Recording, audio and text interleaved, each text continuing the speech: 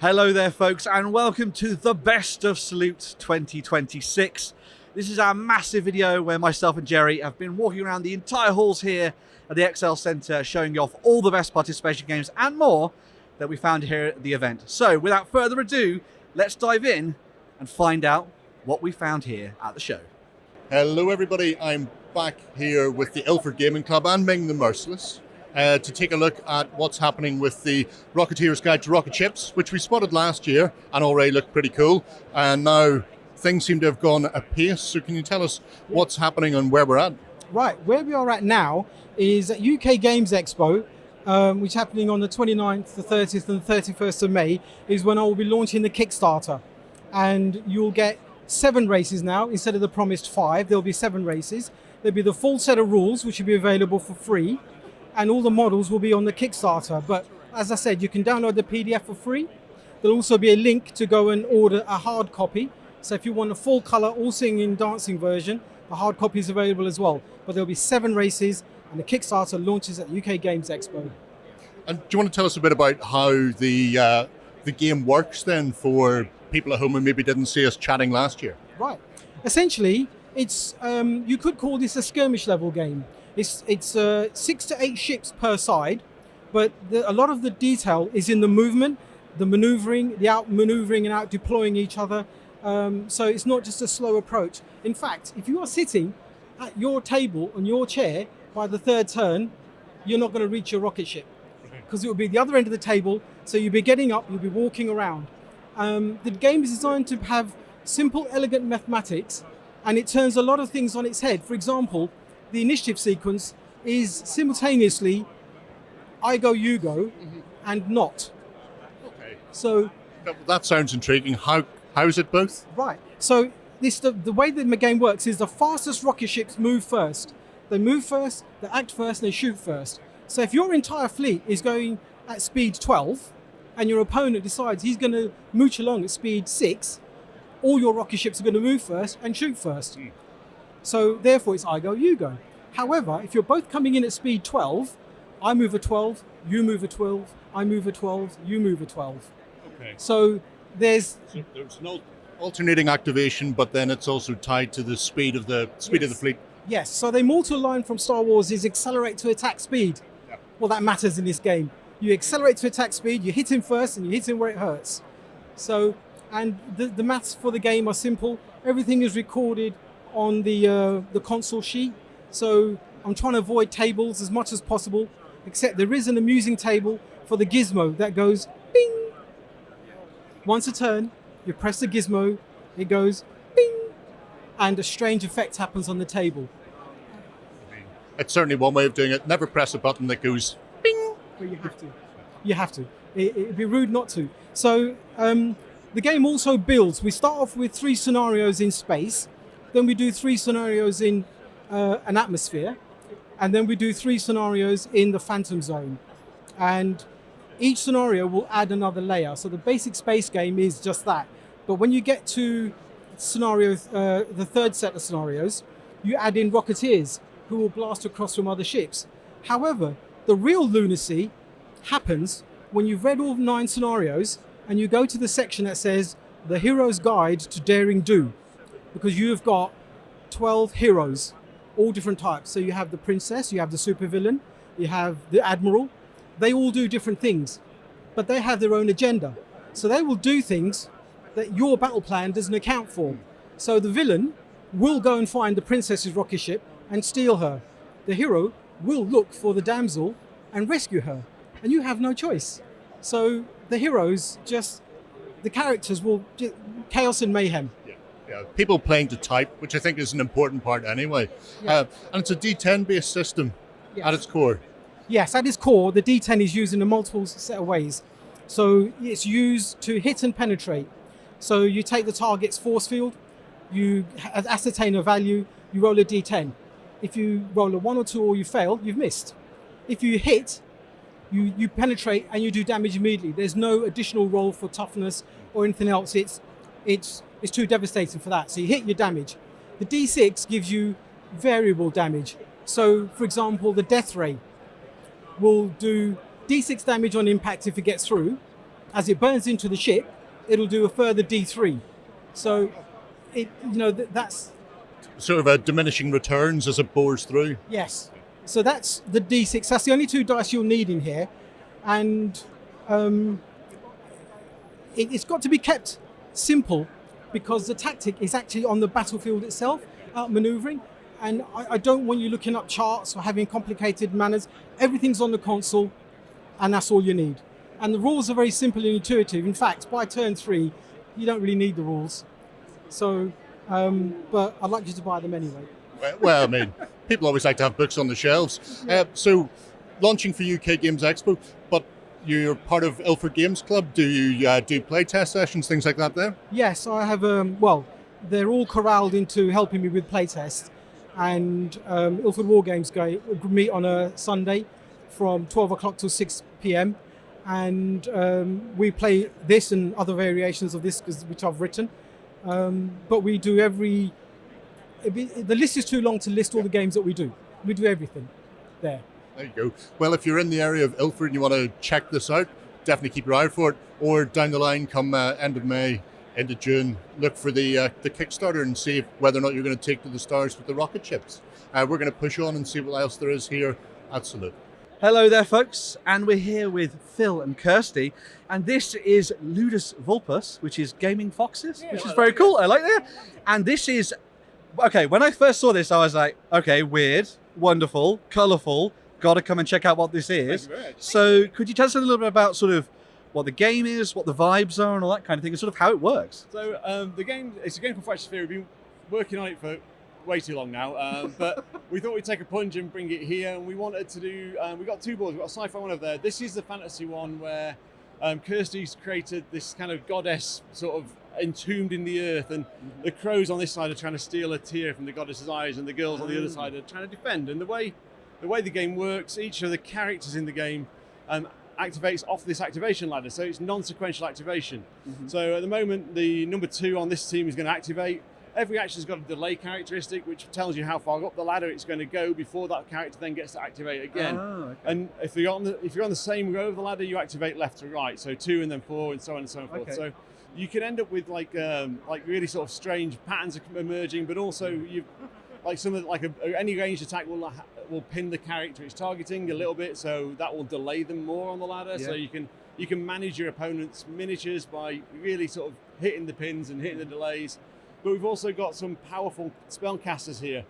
So you've got a shaman on the crow's side, and magic has rituals. So instead of casting a spell, you can prepare a spell and you absorb energy from one of your allies and push that into the spell, so you can cast more powerful things. That slows you down. And on the other side, we've got a seer who does the same thing, but she's got this cool ability. It's like future blinks, where she can move someone down the ladder. So she can sort of project the future onto one of her allies, so that they get to activate more earlier as well. So you've got a lot of the things, especially for the demo we brought, interact a lot with the ladder, because we want to show that kind of non-sequential activation off and how you can manipulate that. Yeah. So that's what we've tried to bring in between mainly Kirsty on this board and mainly me on the lazy board over there. But mainly Kirsty on this board has designed the goddess just entombed in the earth. I think it looks super cool. How long did it take to do that? It's been about 3 months work from start to finish.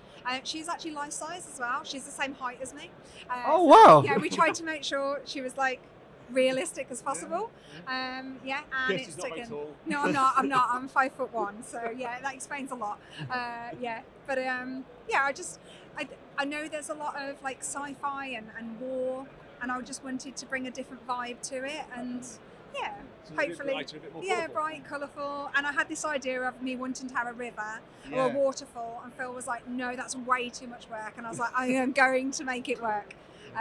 So all the beads have been placed by a pair of tweezers on the hand and the eye, so each one has been uniquely placed. So it's a very unique board. I absolutely love it. I see that is it D10 based as well, the system. D10 based. Yeah. Yes, it is. Yeah. In the demos we're in here, everything is a success on 6 with modifiers. So in the game itself, in the rule book, it's normally success on 7 with modifiers, but we want to do it a bit more bloodthirsty and brutal on the on the demos. And so can people get their hands on the rules now, soon, or what's the sort of vibe with that? What we're doing is we've got a crowdfunding campaign up and running, but it's only a teaser page, so people can follow that. We're doing some quick start rules, which are going to appear on there eventually. That's currently on BackerKit. If you go to BackerKit and search for Fractured Sphere, you'll be able to sign up for the teaser page. There's a QR code as well. And as soon as we get the quick start rules, they're going to be a free download from there, so people can actually start to have a go at the game, see what they think, see what they like. And we're still in that position where we're kind of fortunate that we can still take feedback on the game as well. So just had a guy and his daughter playing a sci-fi game, and the guy's like, "Oh, the sniper's too powerful. He's just pinning everyone forever." It's like, well, someone shoots him. But actually, we can modify it, and hopefully the game, like, people feel like they can still feed into what we're trying to achieve. And are the miniatures your own designs as well, or are they from a different company? Or They are. Go on. They are a collection of ones that we've had over the years, isn't it? Yeah, we found them on My Mini Factory. My and Mini various Factories, others, so yeah. I can't remember the actual producers of them, the designers of them, but we'll credit them as much as we can. Yeah. so it's a miniature agnostic game in that sense. You can use whatever you've got in your collection. You can literally have it out on your dining room table. You can use your salt and pepper as cover, and you can literally do anything you want. It's literally, we're just here sharing the rules and wanting to catch the eye. The main rule book is going to have design rules so that you can take whatever you've got and actually build it up in a balanced way. I've been using Excel spreadsheets for now, but we might even share that or see if we can find an app developer to do the work for us. So, but we're trying to achieve balance, but we probably won't. So there you go, a little tiny indie nugget there for you to come and check out, Salute maybe, or potentially go and find it online.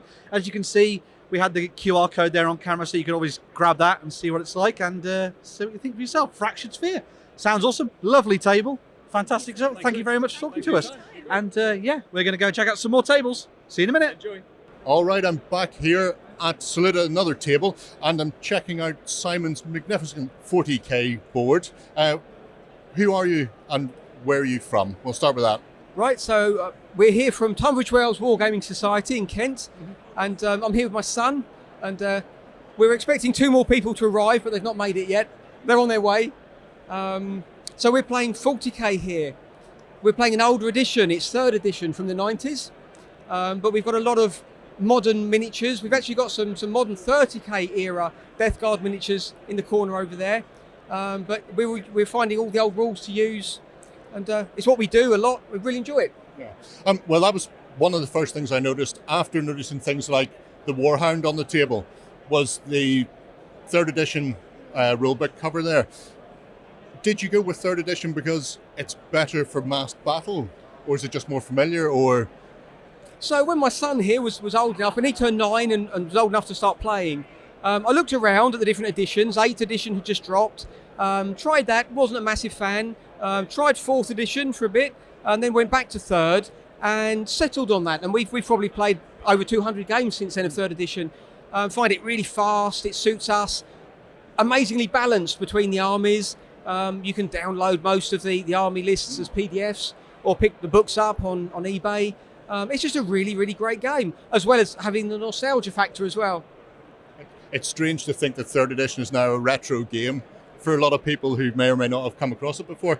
Can we talk a bit about the terrain and the armies on the board then? Who's responsible for these? Is this a club effort, or is this your own private collection that you've just sort of brought down? So the orcs are my son's. So he's been steadily building those over the past 6 or 7 years. I think they were possibly some of the first models that you bought, or we bought you. They're probably here still. The Death Guard over there are actually a friend who's a member of the club, who's meant to be in here today, but unfortunately doesn't look like he's going to be here at all. So he thankfully let us bring the model still. The terrain is, we've got some TT Combat, MDF, some more recent 3D printed terrain. So again, it's just been collected over the years. Some the original 40k 3rd edition era trees over there. So just steadily put it together. Deep cut studio mats. It's all paid for between us. We've got a lot more at home. I mean, it's a fantastic looking setup. If people are looking to get involved with the club, how can they find you, and when do you meet? So we have our own website. So if you do a Google search for Tunbridge Wargaming Society, there is a Facebook page as well. Always love to see new faces come along. Yeah, we've met a few people here over the years that have been a bit more local, or even a chap from up north somewhere that actually made the trip to come and visit us once. Play a range of different games at the club. There's a contingent of us that play retro GW games, Blood Bowl, older versions of Warhammer, Fantasy Battle, 6th and 7th, and then lots of other things historical as well. Well, there you go, folks. If you're after something a little bit different, if you fancy some historical games but they're still sci-fi or fantasy, check out what the guys at Tunbridge Rails are up to, and we're going to push on and see what else Salute has to give us. Hello there, folks. I have the honour to be here with Jason Salkey, who people will know as Harris from Sharp. Oh my God, sir. It is so nice to meet you. I bow down in your presence. Pleasure to meet you. Thank you for having me on. How has it been coming to Salute? Because you've been here many times before, haven't you? And sort of experienced the show and all that kind of thing. I have. I wouldn't say many times, but I've been a few times, and Yeah. it's always a great experience. A lot of Sharp fans amongst gamers, so I always have a great time. Yeah. What was it like when you were approached by Wargames Atlantic to start them sculpting you as a miniature and sort of being turned into something for people to use on the tabletop? Was that crazy or sort of? It was a great honour. Yeah. I must say there were a couple of Harris miniatures made before, and Harris busts, Yeah. and metal toy soldiers by, I can't remember who made them anyway, but there were some very early on. Oh wow. Okay. Yeah, but there's a lot of interest, more interest it seems, in this Wargames Atlantic version of me, so it's great. Yeah. Did you have any input in what they did with it? Sort of like, did you say, "Oh, this would be a fun pose for me to have with this"? Or? Yeah, I supplied loads of photographs, and I did show, especially the one I'm standing holding the book. Yeah. I said I like that pose. Yeah. But also here's one me charging, and here's Amazing. So yeah, I did provide lots of photos. That's And I did point out my favourite poses. Brilliant stuff.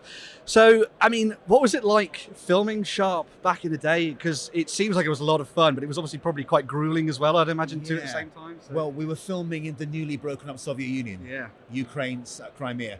So it was really tough. You know, we got a lot of stomach bugs, and food was awful. It was really hot. We got stomach bugs. All sorts of crazy things were happening. A bit like it was for a foot soldier in the Napoleonic Wars, perhaps, or even any soldier in any war. Yeah. So it did give us a sort of, and there was chaos off set, off camera. So we were all a bit miffed that the producers were putting us in a situation, and you know, we had a sort of determined sort of gallows humor about us that kept us going. Yeah. Because there were some very hairy times. I can imagine. But you know, if you really want to know yes, of course. all about it, you just have to get my Sharp memoir. Yes. Available on Amazon, Audible, read by me, and any show that I'm available at. Amazing stuff. So it was an incredible journey. Yeah.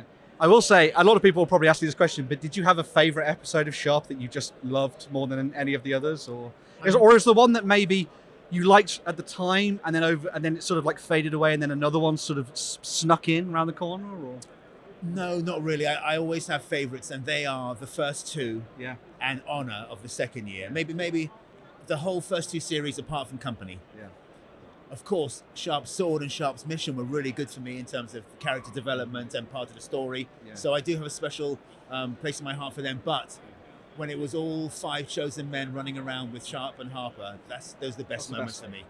Running up and grabbing the eagle, yeah. you know, freeing Liz Hurley from the cloisters, freeing her from her bodice. No, that was Sharp who did that. Yeah, those early first 2 years I love the most. Amazing.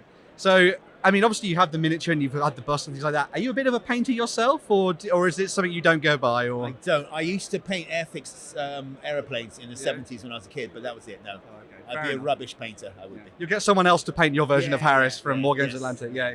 Definitely.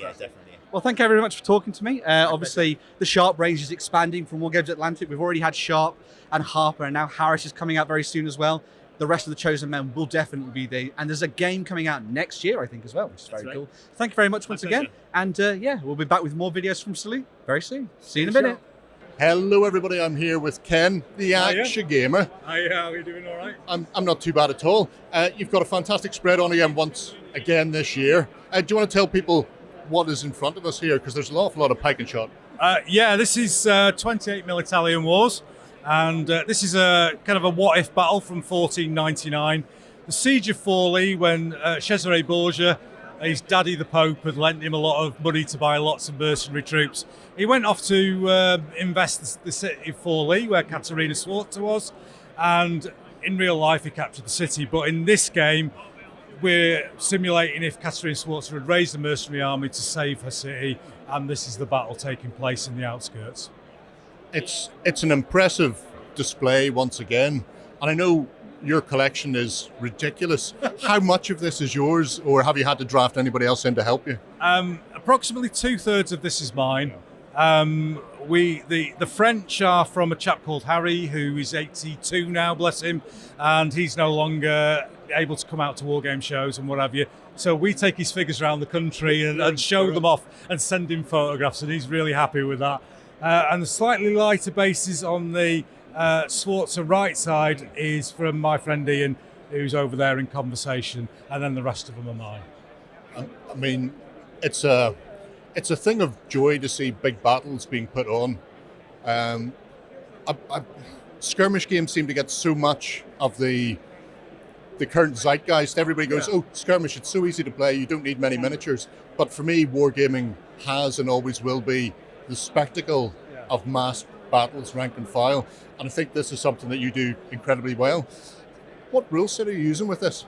We use a set of rules called Furioso from a guy called Steve Daines. Alternative armies sell them, and as with anybody, we've made it the odd change here and there, especially to cope with the larger number of figures that we use and compared to what they were designed for. But yeah, Furioso are the figures that we use. And as you said earlier on, big battles are kind of what I do. I started my podcast to kind of promote big games again, not as a better than, but just to show people who are starting in the hobby, who are maybe coming from a skirmish background, that hey, you can do this as well. This is. I was very lucky. I started and joined a group of guys who had massive armies and massive tables. So this is normal for me. Yeah. But nowadays, less people are seeing the big game. So for me to be able to bring it out and show it and chat to people is great. If people want to find out more about you and what you do, where can they find you in your Reach Big podcast? Reach Big podcast. It's Yarkshire Gamer with an A, so YARKSHIRE. Type that into a website anywhere, you will come up with nothing other than me. There'll be no fantasy dwarves or anything like that sort of stuff. No Skaven. It'll just come up, Yorkshire Gamer, and you'll find a link to the podcast. I've got a YouTube channel, a blog, Facebook, you name it, I'm everywhere. I've retired, so I've got nothing else to do. I mean, it's definitely worth checking out. If you can't make it to Salute to see this firsthand, the YouTube channel is spectacular, especially like the Armies on Parade that come up every now and again, where I'm just blown away by just how quickly you produce units. And they're not 10 or 12 men, they're massive, 24, 36, 48 man units. 128 in that. I mean, it's a thing of sheer joy and beauty. And if nothing else, come along for the Sweeney intro and outro, which has got to be seen to be believed. We're going to push on and see what else we can find here at Salute. Thank you very much. Thanks very much, Ken. Cheers. Hi there, folks. I'm here with the City Wargaming Club and Will, who has put on something. I am obsessed with The Hobbit and Middle Earth and Lord of the Rings. And so when I saw you were doing the Battle of Five Armies, I was in quicker than you could think. So can you tell us a little bit about sort of what rules and things you're using for this game and sort of how it all sort of works for you guys here? So we're using a custom set of homebrew rules, aiming to make the game as quick as possible. Yeah. And the miniatures are from back of 6mm. The goblins, they're arriving in waves, and it's based off of the movie. It's very, very cool indeed. So is the club come together to paint all the miniatures, or have you done most of these yourself, or sort of bit of a team effort kind of thing? Or? It's taken me a year to paint all of these guys. Wow, that's amazing. Did you do all the scenery and things for it as well? Well, quite a lot of it is 3D printed, and just did some dry brushing on it. Yeah. Can you tell us a little bit about some of the kind of homebrew mechanics? So sort of how does it work to make it quick and easy for people to dive into? It's just using a very simple D6 for damage, and most units have the same movement heuristic, and yeah. Very nice. And so how do people attack and things like that? Is it just based on just a roll off between the two? Is that kind of it? Yeah, and then the D6 is how much damage you do, and each base represents one wound. Awesome. Very cool indeed. And so who do you reckon is going to come out on top of this one? Have you played a couple of test games? Has it been evil or good who've come out on top during the normal games that you've done? It's been a real mix. Yeah. And I can't wait to see what happens in this one. Awesome. So yes, if you want to come and check it out, make sure to come and dive into the table here. You can come and play some games, have some fun, and see where it goes. As I say, massive fan of Middle-earth, so this sounds absolutely fantastic to me. I love that you've spent so much time painting all these miniatures and all that kind of thing. Big fan of the Bacchus range as well. It's very cool. So yeah, if you want to get a little bit of Battle of Five Armies in your life, maybe come and check out this table for yourself. We're going to move on and check out some more tables.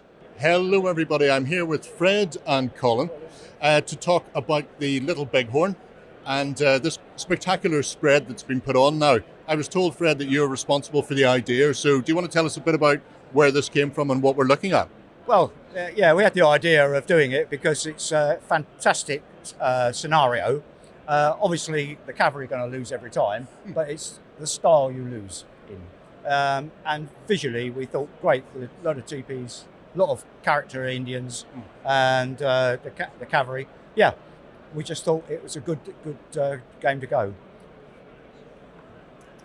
Okay, so the Battle of the Little Bighorn, people may be aware of the historical background of it. The 7th Cavalry were wiped out to a man during it, not because Custer was terrible and split his army in a variety of different ways, but, you know, unlucky. Colin, you've worked on rules for this. What have you used then? It's just a made-up set we originally had for American Civil War. Fred came up with this idea, which was a great idea. I wanted to just have an adapted version of those rules. So we introduced the cavalry to be a little bit more flexible than ordinarily, and tried to calculate a way that they were going to lose, because it's very difficult to not be competitive. Well, I mean, that's always a problem with most war games. It's based on, obviously it's on the Calestra hex tiles. Is it a hex-based system? It is, yeah. Well, it's just made up. It's not based on anything out there like in the market. It's something I do with hexes. Like I paid a lot of money for the hexes, and we need to use them. And this works really, really well for the hex system. So, what club are you from then? And because this was a club effort to put it all together. Yeah, we're a Hornchurch Wargames club. We meet every Monday night in Harold Hill. And we do all sorts of periods, from naval, aerial, Napoleonics, 15 mils, 28 mils, any scale. And if someone wants to come along and they've got a particular game they want to enjoy, we can put it on for them. We cover most things in history. If they want to find you, is there a specific place that they can look then, online, or phone numbers, emails? Yeah, we're at Harold Hill, opposite Lidl, to find out the Working Men's Club. Monday nights, as I say, not bank holidays. We meet, 7 o'clock, up by 7 till 11. Anyone welcome. Yeah. There you go, folks. It looks absolutely fantastic, and this is the sort of thing that I really enjoy seeing clubs put together, where somebody has an idea, somebody else will be drafted in to do the rules, and then everybody, as a collaboration, will get the figures, get the village, the terrain, all of that. Yep. It's what wargaming is all about. It's what the club atmosphere is all about. So if you get the opportunity to visit them, definitely pop by, and hopefully maybe Custer might survive this one. Gary Owen. Until next time, folks. Bye-bye. All right there, folks, I'm here with Michael from the Ashford Gaming Club, and they have something rather awesome, especially considering how things have been going in the sort of space world at the moment, I guess. Can you talk us a little bit through Quar Wars and what you've been doing here with this game? This is the more whimsical side of our the club's display today. So we basically, yes, Quar Wars, which is MAGA has decided they need more cheese after having got all the oil from Venezuela. So they've gone to the moon for the cheese, where you obviously go. So my wife designed this entire kind of split moon thing, and we're using first edition Space Hulk rules. Oh, cool. Yeah, so the Quar are kind of using the guard rules. We've even got mini Baby Bells running around using the G-Sealer rules, because Baby Bells may bite. Yeah. And yes, it's literally just a silly whimsical fight through the moon to get to the cheese supply at the end of it. Yeah. Can you tell us something about the miniatures? So these Quar that you've got here, they're your sort of classic ones from the people will know from Zombie Smith and Wargames Atlantic. So they're the new plastics and things, are they? The new plastics, yes. Basically, we initially was going to have it with clangers, obviously, but these are the very similar. They're just like They are basically They are clangers. basically clangers with rifles. Yeah, the militant wing. Yeah. And then where did you get the astronauts from as well? These are 3D prints. I can't even remember the name of the company. I was just having a browse through on My Mini Factory. Found I think it was they were listed as NASA NASA troops and all that, and so I just thought, they'll do. Printing them off. And you were saying as the sort of theme of cavalry, we have the squigs. Obviously, you've got to have them. Yes, Moon bouncers. Because basically space hoppers. they never tell you the theme of the show until after you've committed to what you're going to make and present. I see. Yes. Yeah. Doing cavalry. How are we going to work them in? And then the other one that I spotted was the cheese monster, which is this guy down here. So where was he from? Because I think he was from somewhere over there, wasn't he? Yes. Yeah, I can't remember these. My wife knows, and she's run away. She's run away. Started running. Oh, there you go. So she'll be able to tell me. I'm sure we'll work out in the comments where the cheese monster was from. We'll work it out. But that's really awesome. I love the kind of 3D chess style board. It's so cool, really eye-catching and really awesome. I love that you're using the classic rules, but then with new fun miniatures as well. It's a really nice mix of things. So yeah, very awesome. Have you done Salute shows before over the last couple of years? This is our third one. Third one. Yes. What did you do last year? So last year I did Crypt Hulk, which was Space Hulk, just done with werewolves and vampire hunters, and our colleagues from the club also did the Japanese castle with attacked by all the rats. Yes. And then the year before that, he did a Test of Honor game, and I can't remember what I did. Someone will know. Someone will My know. brain has gone on me. That's awesome. So if anybody wants to find out more about the Ashford Gaming Club, have you got stuff online that people can go and find out? We have a Facebook page, so yes, yep. Brilliant. We're also giving this table away at the end, if anybody wants it. We don't want to have to carry this home. I like the sound of if that. anybody wants it and they're here by 4:30, they can have it. Awesome stuff. Well, thank you very much, Michael, for talking to you game and all that kind of thing. We're going to move on and find another table. We'll be back in a little bit. Hello everybody, we're back here at Salute and I'm over at the Lord Zone to take a look at Vexillarius, an upcoming game from David. Can you tell us what we're looking at in front of us as far as game and scenario goes first, then we'll talk a bit about the rules? Yep, what we've got, this is the Battle of Magnesia in 190 BC. It's between glorious Romans on one side and even more glorious Greeks, the successor army, on the other. Historically, it was a disaster for the Greeks, but hopefully this time it might be just a little bit better. Okay. I mean, that's the nice thing about what ifs. What if they hadn't been terrible or led by complete idiots? So do you want to tell us a bit about the rule system then that you've developed? What's its sort of genesis? Yeah, well, immediate genesis is after Pickett's charge and General Darmay, it was the next place to go. So I'm either going to go futuristic, much higher level. I thought, actually, I haven't played Ancients for about 20 years. So let's give it a shot. All the usual research comes out, read all your sources, get all the troops together, and it fits in, has the same framework as the other two in the family. So you've got Pickett's Charge, General Darmay and Vexillarius. They have a similar framework, so when people pick up the rules, hopefully they'll go, I kind of recognise where I am. And is this the typical scale of game? Because I know sometimes when people are displaying, they may go for double-sized units, or they may play a bigger, more spectacular game for an event. But is this what you typically expect to see? There are 3 game sizes that you can play. You can play what's called city-state, which is smaller than this, and that's designed for your club evening. If you've got 2.5 hours at the club, that's what that's designed for. This is what's called an empire-sized game. So this is the larger game. Obviously it takes more time with more units, and we've increased the size of some of the infantry units, obviously to make them look more impressive, but it all plays exactly the same. Then the third scale is where you have multiple armies all joined up, and that'll take you probably the best part of a day. But then that's what going and finding a games club's all about, where you can combine multiple things together. So obviously the rules have been on their way for a little while now. Yes. When's the plan for release? Do you know yet? Well, from Mr. Clark himself at Two Fat Lardies, we are looking at the summer. So that's it. They're all done. We've had play testing for a year and a half now. We're happy with where the rules are at. And so we just have to wait for a nice time slot in Mr. Clark's schedule, and then we'll crack on. And if people want to find more about your games, then is the Lourdes and Ricewitz Press the place to go? Do you have your own blog? That sort of thing? There's a Facebook page, Vexillarius Facebook page, which is up and running, and very shortly the Lourdes on their forum, they'll also have a Vexillarius forum, and you can go there. There you go, folks. If you fancy taking a dip into the ancient world, very solid basis of a rule set. And I really like the stuff David's done in the past. I've got a few of his other games as well, things like Panzer Grenadier as well.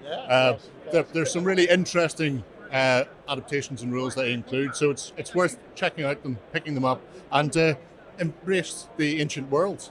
We're going to move on and see what else there is here at Salute.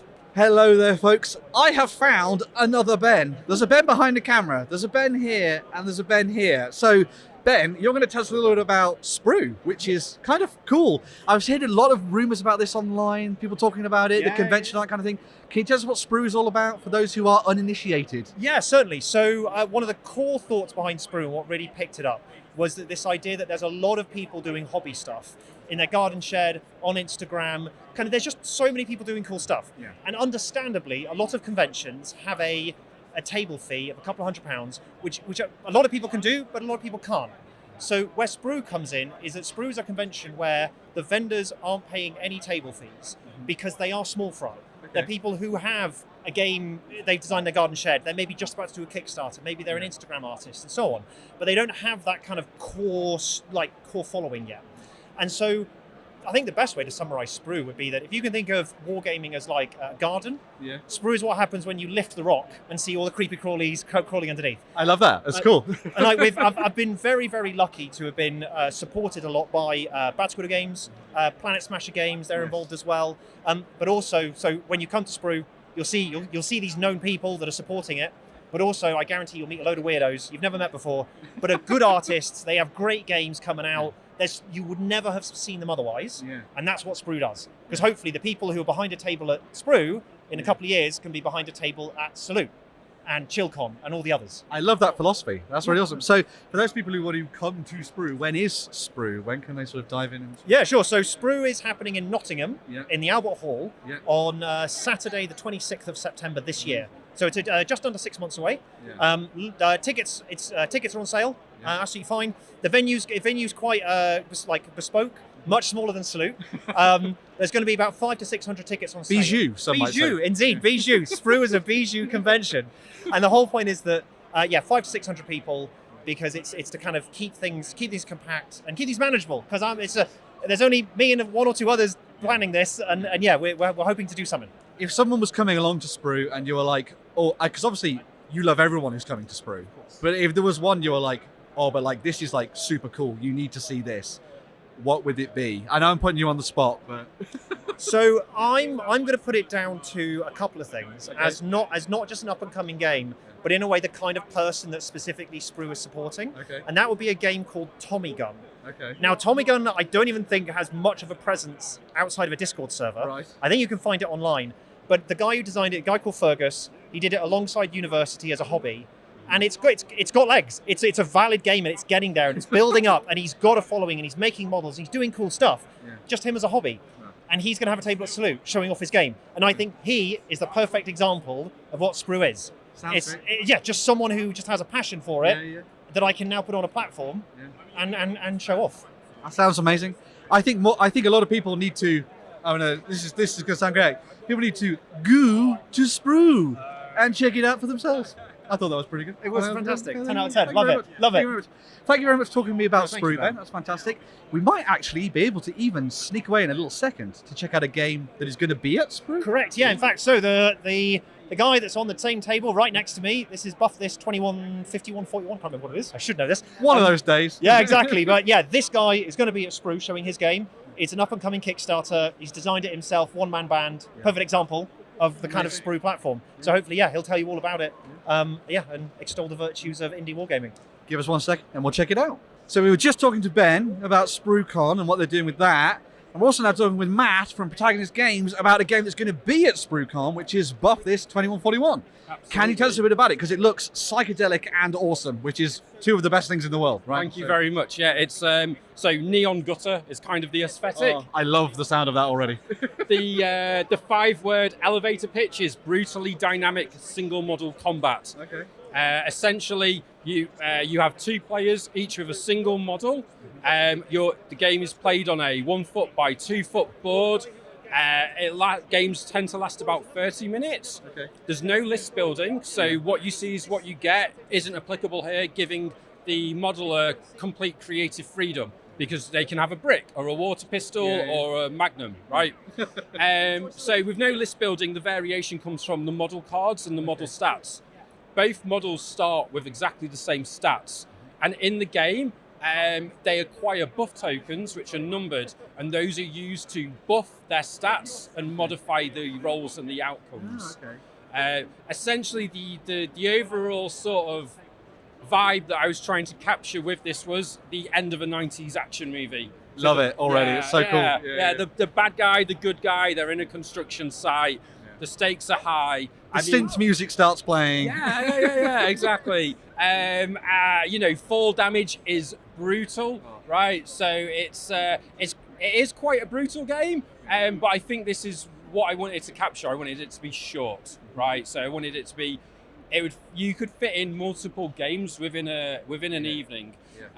So the base rules are very simplistic.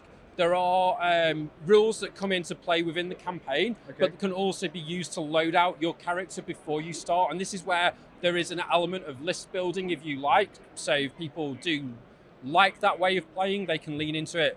And these rules sort of add mechanics which allow you to alter how the buffs work. So like, I can destroy your buff or steal your buff or deny you getting a buff altogether. Like say there's a full campaign system there with scenarios, rules for multiple players. I've done an 8-way on a 2x2 board. Wow, that must have been chaos. Yeah, absolutely. In the right way. Yeah, exactly. Very bloody, yes. Have you done all of the art and all that kind of thing with the game as well? Is it all your thing, or have you got other people on board to help you with it and that kind of thing? Yeah, so really talented sculptor called Mangling Minis sculpted 4 unique STL figures for the game. Also, my brother did some of the portraits which were used for the concept art for the models as well. So he's brilliant in illustrations on Instagram. But other than that, so I bought graphic design software last year. I taught myself how to do layouts through a lot of trial and error, so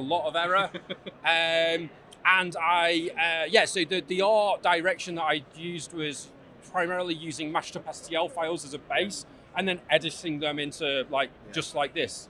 It's got a very sort of a Mjökberg sort of feel to it, which I really like. That kind of feels like that's the zeitgeist for a lot of people at the moment, but I love that it's gone that kind of psychedelic direction. It's very cool. Yeah, so Cyborg, the stuff that Will puts out, Forbidden Psalm, right, which leans very heavily into that design. This is kind of my love letter to that level of form, because I have no way achieved it, but I feel like with the means and the experience that I've got, it's got me halfway there. Yeah.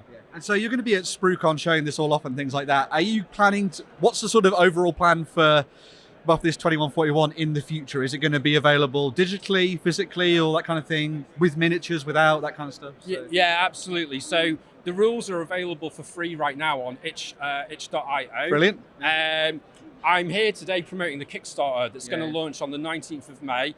I'm so excited already. You're excited, I'm nervous. But yeah, we're getting there. And the Kickstarter is really to stroke my ego. I really like the idea of having a book that I've created on people's shelves.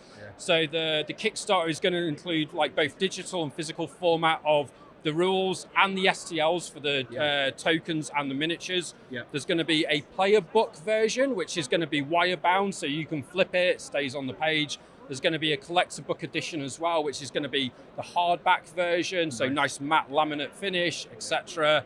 And then there will be an all-in pledge, which is the free versions of the books, STLs, physicals, everything that you want. My wallet is already escaping from my trousers at this particular point. Absolutely fantastic. Well, thank you very much for taking us through that. Obviously, we talked a little bit about SPRUCon already, but people can go and obviously check that out over there, download the rules, have some fun with it, and then check out the Kickstarter as well. Absolutely. So yeah, thank you very much. Buff this 2141 coming very, very soon. In fact, it's out now. Go play it. Have some fun. Grab some of your old Necromodel models and play with those. That sounds like a good thing to me. 100%. And the stakes couldn't be higher. Oh, amazing. We're going to be back with more games from Salute. See you in a little tick. Hello everybody, I'm here with Jan at Salute for a look at another game and another table. Do you want to tell us what we're looking at in front of us? We're looking at early part of the 30 Years' War. Wallensteins walked up trying to take the Stralsund, and the Stralsunds aren't going to take it. They got help from Denmark, but Denmark is sort of losing this. They're not really interested in continuing the fight, but Swedes are getting interested in supporting Stralsund and sending troops over, mainly Scottish troops. They install a Scottish mayor, and he orders his troops to rush out and destroy as much artillery as they can. And this is the latter part of the siege. They destroy a lot of artillery. They have to retreat after sort of really severe losses. But it is the end of the siege, as then Wallenstein realizes he's not going to take the town. It's too well defended. The Scottish troops are too fierce and too difficult to defeat. So it's very much the end of that siege, and that's what we're seeing here. It's 13 mil warlord figures, the epic range, and it's a lot of the terrain has been 3D printed, the buildings and ships and so on. So who's responsible for the board and the terrain then? I am. I've built it. How long did it take you to put together? Obviously the 3D printing, you can switch it on and come back to it the next night or day whenever it's done, but it's obviously, it will have taken a while to get it to this standard. It's probably taken less than a year to put it together, but in terms of research and so, it's probably more like two years. It's an interesting period because the records are very sparse, and you're having to put together it from very different sort of documents, and so a lot of the town is sort of constructed from drawing of the town at the time rather than proper maps and so on. But it's been interesting to research a period that I wasn't very aware of before this battle. It's one of those things that people often talk about. You're not sure how Roman manipulative formations work exactly, and you're not sure about how ancient Greek hoplites really worked. But even up until the 17th century, the pike and shot, and there's a lot of talk about the Swedish army and how good they were. But even now, we still don't know exactly how the armies performed in the field. So there is an awful lot of sort of grey area there. How does that come across with the rules? I think first of all, the rules is put together by Colin, so that's his interpretation.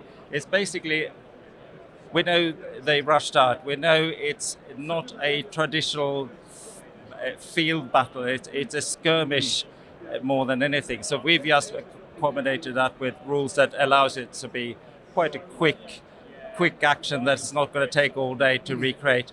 But we know there's a Scottish troop rushing out, probably using swords more than anything. We know that pikes weren't that popular at the time among the troops, so it would have been very much hand-to-hand fighting on a very small scale, on a very narrow frontage. And it's the beginning of the regimental system as we know today. So the records kept are very, very sparse, and it's almost impossible to find out exactly how many troops, what regiment, and what flags they had. So a lot of it is drawing conclusion from different sources, and even the fortifications, every illustration is different from each other, sort of in what the fortifications look like. But we know it was something like this. We know that some things would have stayed fixed. Street, for instance, in the town, they wouldn't have changed much from the 1600s. So we can use them as a basis and then use illustrations to sort of pick it together, almost like a jigsaw. I mean, it's one of the nice things about historical gaming when you have to go that extra mile, you have to get involved in research to some degree. Obviously, some people will like that more than others, but I really enjoy getting my teeth into a subject and trying to find out as much as possible. And it's things like this that really bring that to the fore. I think it's the best part, for me, it's the best part of wargaming, and also the fact that if you have a question and you put it out on the internet, there is somebody out there who has part of that answer, and they're quite happy to contribute that, or they might be Scottish reenactors, or they might be part of the information I got was from someone writing papers about he was a coin collector or medal collector who had information about Stralsund. So that is, I love that sort of jigsaw part of wargaming, and that's the sort of first part of what we did, was doing that and trying to find out as much as possible. You always bring something interesting to the show. Have you got plans for next year already, or is it just going to be see what takes your fancy over the next year?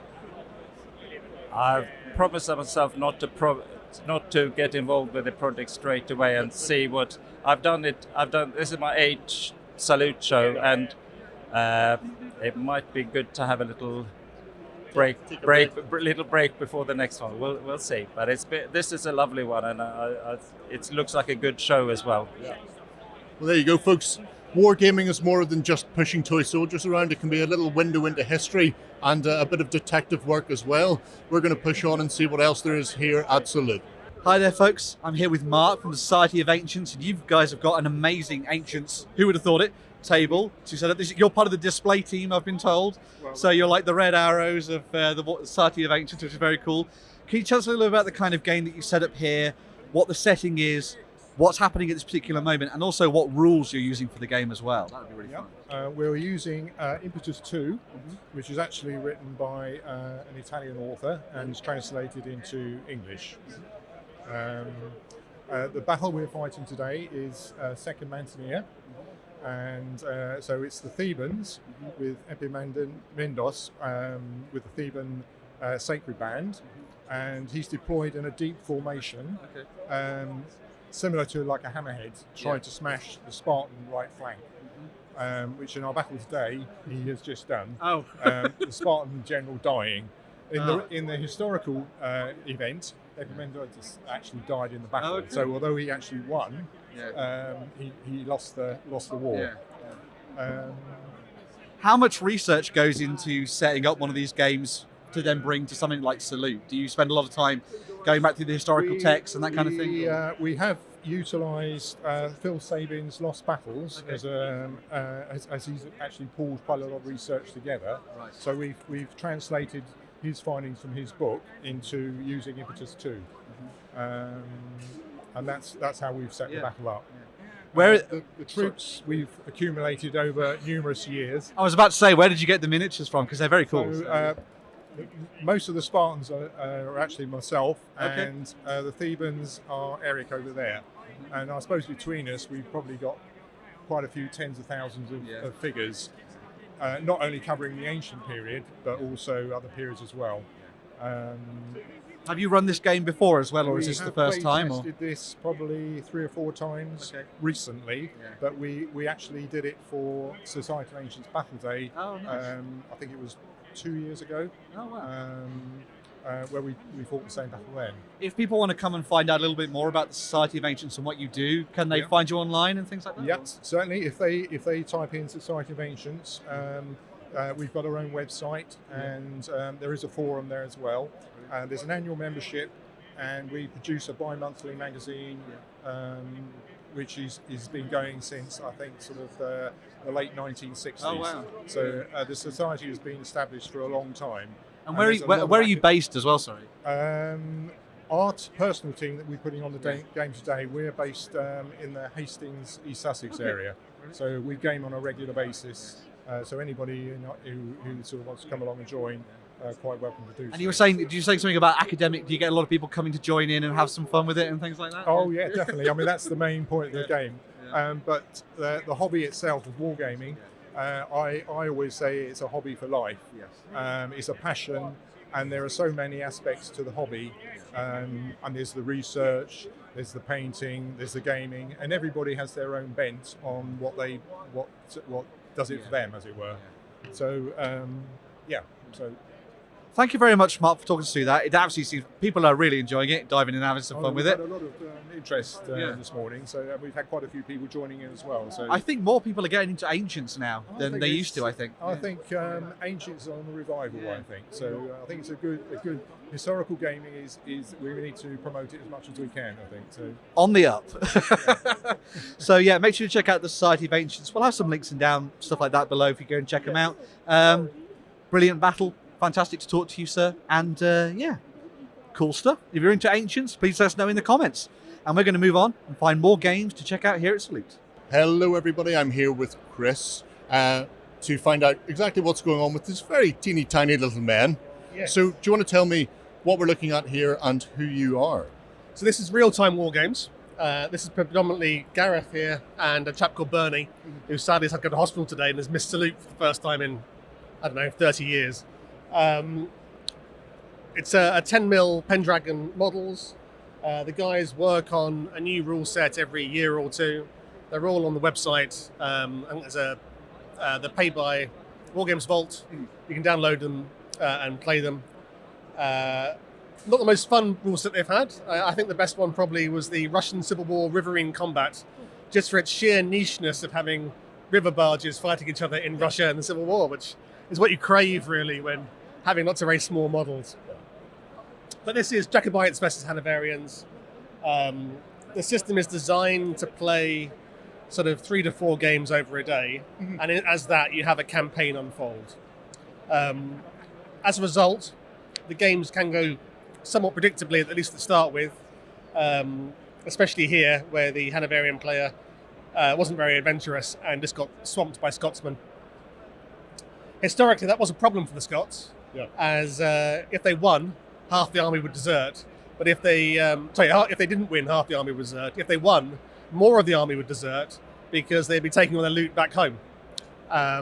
It's a problem to maintain forces. So towards the end of the campaign, the 3 or 4 games you play, you've got less and less guys to try and affect your overwhelming victories with the Scots. It's interesting. Because it's a campaign system, then at its heart, is there much bookkeeping to be done between the games, or is it relatively straightforward? The majority of bookkeeping is something I forgot entirely to do during the game, which is marking off your honor points. Okay. That's fundamentally what's happening. You're trying to vie for the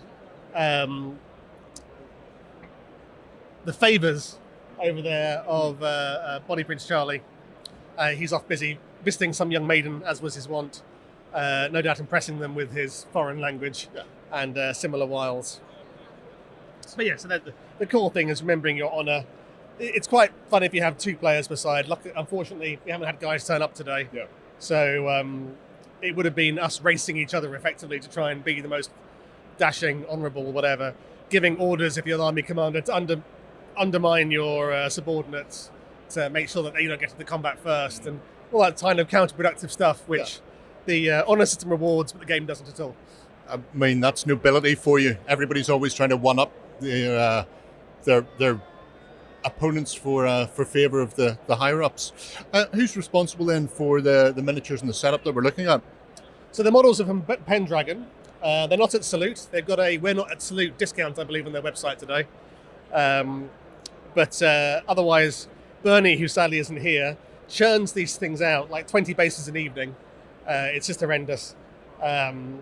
So yes, within a week, all the models of the game are done. So It's handy to have somebody like that whenever you've got a gaming group or a club. we hope it recovers soon. Oh yeah, because presumably there's some more games on the horizon that you need stuff. Yeah. So where can people find the rule sets then? Wargames Vault? So Wargames Vault has gone more for if you want to buy them, download them, all the relevant cards and everything else. Sorry. In the past, they have printed them off themselves. They have discovered, though, that you'll end up holding stock for 5 or 6 years. I say stock, it's like sort of 40 sets, nothing particularly adventurous. And the Facebook page, Real Time Wargames, has got stuff you can download and play with and try. Go. Sounds like an interesting one for people to take a look at, not just for the rebellion of 1745. It's that neck of the woods, wasn't it? Yeah. But potentially then, if you want to go out into a barge in the middle of the Russian winter and start playing around with each other, there's others. And there is one chap in America that makes the range of models. I suspect a very few number of people have actually bought them from him, but we are proudly some of the people that did buy an awful lot. And so we've after saying there's no other rule sets for it, we've been told there is another rule set, but I don't think it's unique. It's probably a generic sort of shit rule set. It lacks the niceties of focusing entirely on like a 2-year period on small canals. Well, there you go, folks. Definitely want to have a look for. Check those out online, and we're going to push on and see what else we can check out here at the show.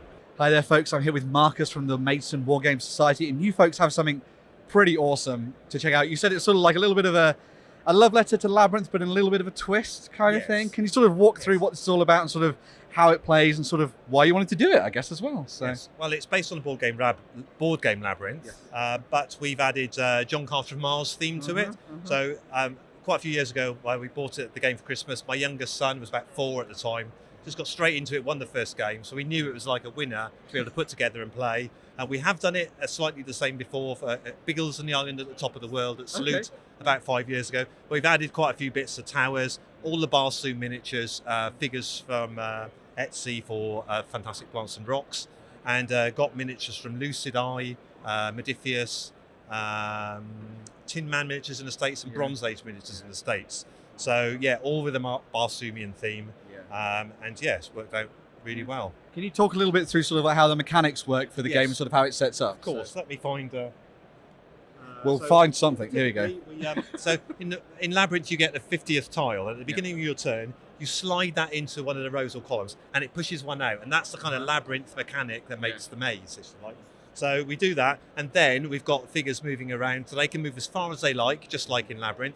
But then there's a combat element that we've added, and you gain d6s during the game if you win combats or for some other things, and you roll those. If you get a 6, then that's a hit. If you get more hits than your opponent, you've done them damage. So you knock them out, and we often give people a reward card which can help them in the game, like brain transplants, or someone joins you, or other stuff that's suitable for Barsoom. Something very Barsoomian and John Carter-y. Very much so, yes, in the books. Yeah. How have the games been going so far today? Because obviously you've been very busy every time we come and see you. So. We have, actually. I mean, when we did Biggles, it got a lot of participation. But it's just been like people queuing up all the time. It's just been quickly turn around, do it again. So it's been working really well, and people have really enjoyed it and got the grasp of it really quickly.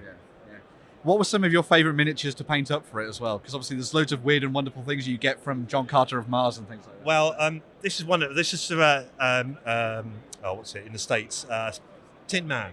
This is Dejathoris. One of my friends at the club had to substitute her arm because we actually got this one second hand, but she's now got a bit of an armoured arm and a knife, which is really great. And some of the Modiphius figures are great. I like the synthetic men. The synthetic men are brilliant. And there's lots of great monsters. And the last one I did was actually this figure, which is from Lucid Eye, and it's a Sith, believe it or not. Way before Star Wars, 1920 something. Edgar Rice Burroughs calls this a Sith. So Sith it is. It's on the board, dealing death and all sorts of stuff. So if you're interested in John Carter of Mars, you essentially were a hipster before Sith were cool, really. So I think you could definitely say that, Ben. Yeah, you could. Awesome. So thank you very much for walking us through that. It seems absolutely fantastic. We are currently here while people are like, please go away so we can play the game. So we're going to let these folks dive into it, have some fun with it. Thank you very much again, Marcus. It's a pleasure. Very cool indeed. Come and check it out. And you're going to be back next year with even more fun? So we'll definitely be here with something. Won't be this, but it'll be probably almost as good. Awesome. Awesome stuff. We're going to move on, find another table to check out. So we'll see you in a minute. Thank you. Hello everybody, I'm back here at Salute and I'm joined by Tim to take a look at some more very British Civil War and something a little bit different. Last year we had cricket, this year looks like a more typical war game. So what have we got in front of us? Well, we always try and go with the theme of the salute. So this year, cavalry. Yep. You can't get more cavalry than the Charge of the Light Brigade. So what we've done is we've taken Balaclava, moved it forward to 1938. Mm-hmm. So we've got Cardigan in the middle there with his 5 squadrons moving up against the gun pits and the Russian or the Allied gun line. With the beauty of this game this year is we've actually included 1938 vehicles. So things like the guns here are actually dinkies made before the war. So that's an 18-pounder and a Dragon from 1938. So a 38 gun with a 38, same as the Vickers Lights. Yeah. They look a bit scabby because they're play worn, but they actually are period vehicles. I mean, you can't get much more historically accurate than that. What way have you designed the scenario then to be played? Because obviously we know famously the Light Brigade did not come off particularly well. Are we expecting them to die heroically, or is there still a chance that they could to win the day despite their losses? The first game we put through, obviously Cardigan doesn't get involved. He just gets out there and comes straight back. The front line, because we forgot they had machine guns on the vehicles and we weren't firing as we went up, had a little bit of a problem. But they actually did hit the guns, disabled 2 of the main guns, and then retired back. What we did find, what we've done is we've done it an arc of fire. So the redoubts have only got a limited arc, the same as the guns there have to react because they can't believe they're charging. Yeah. So they don't fire straight away. We dice roll to give a bit of a sort of, what the hell's going on there? Yeah. So that's the idea behind it. Yeah. There's a certain amount of frantic wailing trying to get the elevation. Light Horsemen and Lawrence of Arabia, where they're charging the Arabs and the Light Horse are charging the Turkish guns, and they're desperately getting the wheels down to, is this really happening to us? Yeah. It's a lovely setup once again. Now, if I remember correctly, you're not an official Wargames club, but you're a group of very British Civil War fans from around the country that get together every year to put something on. So do you want to tell us a bit about who's involved with this year? Yeah, this year it was always run under the auspices of the Gentleman Wargames Parlour. This year they've gone off shopping at the moment, but we've got James who's been with us for a few years, another James from Guildford Wargames Club, James from Manchester, I'm from Bognor Wargames. So we've got a mix of people from sort of various parts. Meet up once a year at Salute, put something together that is vaguely connected to the theme. Yeah. I mean, this is one of the great things about Salute. I know a lot of people use these big conventions as a chance to get together with maybe people that they know from online, but generally they're coming as punters to play games together or see things. Yous have taken a very different attitude where it's, we all love the game. We get together specifically at Salute to put on a game and play it with with the group as a whole, and then share it with the world. And I think that's something that's very unique and well worthwhile people visiting just to see things like this, because it's what makes Wargame shows so much fun. Yep, thanks for that. Thanks. And God willing, we see you next year. Yeah. I don't know. We don't know what, but we'll be here. Yeah. Well, we'll see. Nobody knows what the Salute organisers have decided will be next year's theme yet. But there you have it, folks. If you're interested in a very British Civil War, it's a fascinating little game anyway. What happened during the interwar period when things went horribly wrong in Great Britain and everything devolves into uncivility, shall we say. Very tongue-in-cheek, fascinating game system, and you can do a multitude of sins with it if you just let your imagination go. We're going to push on and see what else there is at the show.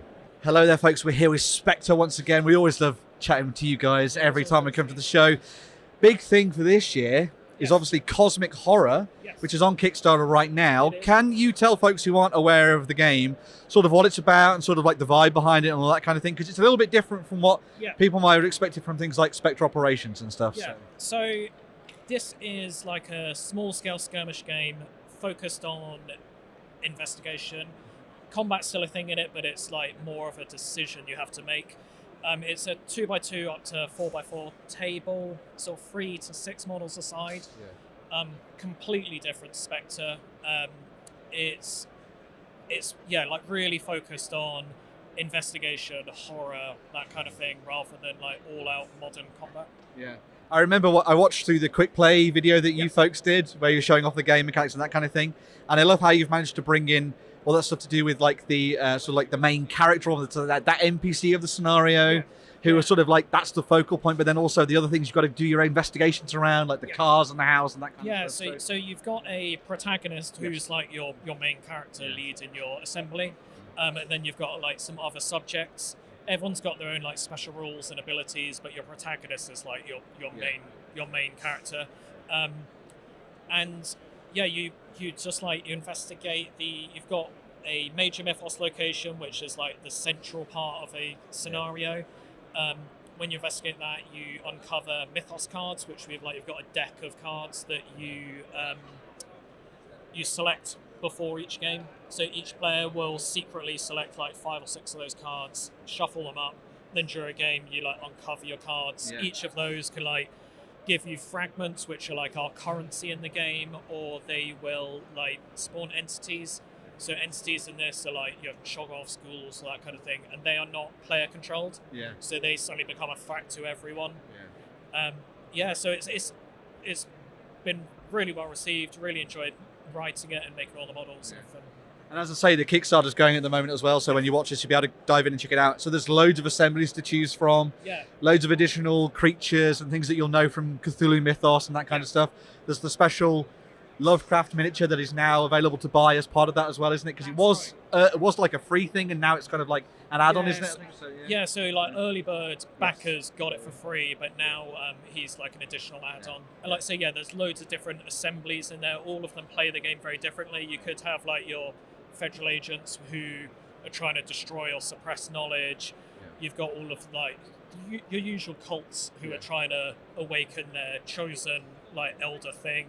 And then you've got some of the more unusual ones, like the Concord the Sacred Rhythm, who are like a group of musicians who will sort of like use music to like manipulate the game. So they'll change the mythos deck. They could like influence entities and things. So you try to do some like really like different ways of playing the game. Depends on how people like to play games. There are some factions or assemblies that just don't do any combat at all, really, and that's fine, and you actually get rewarded for like not doing any combat in a game.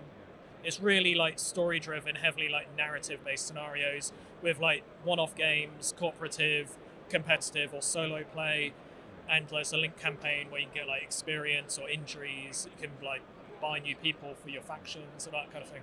I can't wait to see the tables that people build for this, because it's going to be so fun with these little 2x2 masterpieces that people create. It's going to be very fun. Well, I'm looking forward to making some ourselves. We've got on the Kickstarter, we've got these really nice STLs of these buildings here, and we're going to have more of those. We're getting like a New England church and things made at the moment, and I want to do some quite different stuff with tables, like do some non-square tables, like do some like round tables, that kind of thing, and do some like weird stuff. Something uncanny. Something non-Euclidean? I don't know, maybe? Non-Euclidean gaming table. That's what I'm going to do. You go mad from just looking at it. Yeah, I want to say as well, quickly, Spectre operations is going from strength to strength as well. Yes.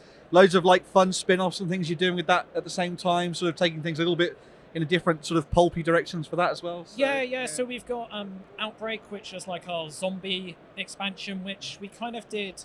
It's just like a little bit of fun at Halloween, and it's just been really, really popular. So we've actually got some more models coming up for that. We can expand the rules. And then we've got Aftermath, which is like our sort of post-Cold War, post-apocalypse, that kind of like extraction, like survival sort of thing, which again has been really fun to make the models for, because it's all that like mishmash of like Cold War weird stuff. So we're still continuing with Spectre operations. We've just done like our new British Army stuff, got the Ajax and Ares and all that.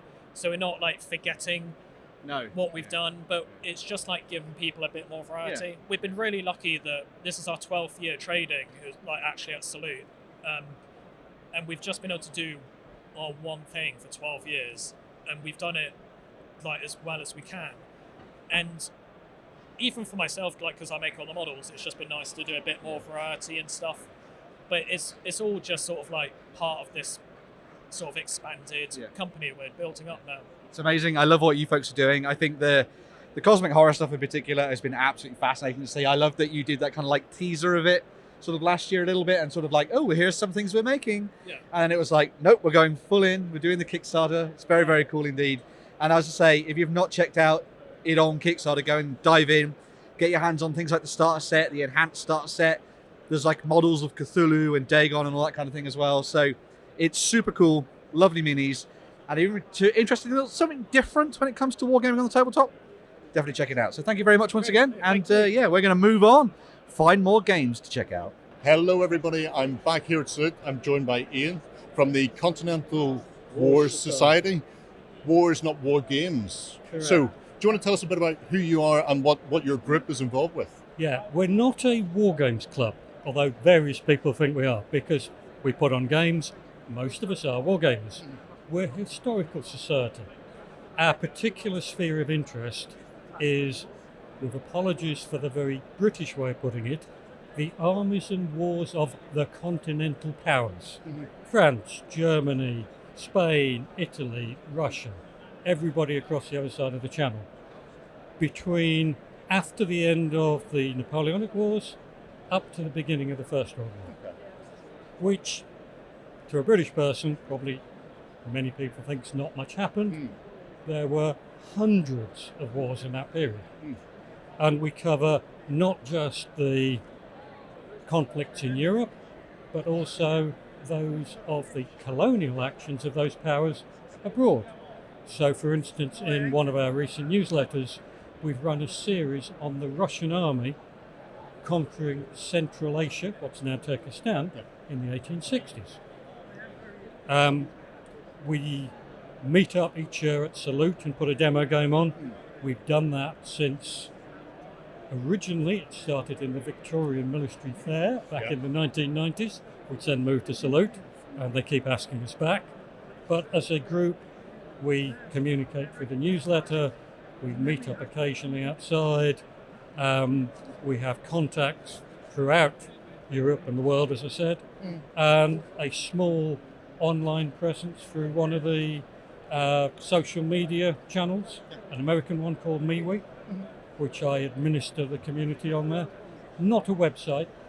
To be honest, web hosting is just too expensive, unless you've got lots of resources. But this is our sphere of interest. This is our expertise, if you will. So, with that in mind then, the scenario here being played out today, do you want to tell us a bit about what we're looking at? And then, when did the idea come along and how long did it take you to sort of research and plan out how you would put it on a table? Okay. I'm going to do that in reverse order, actually. We tend to plan our games a year in advance.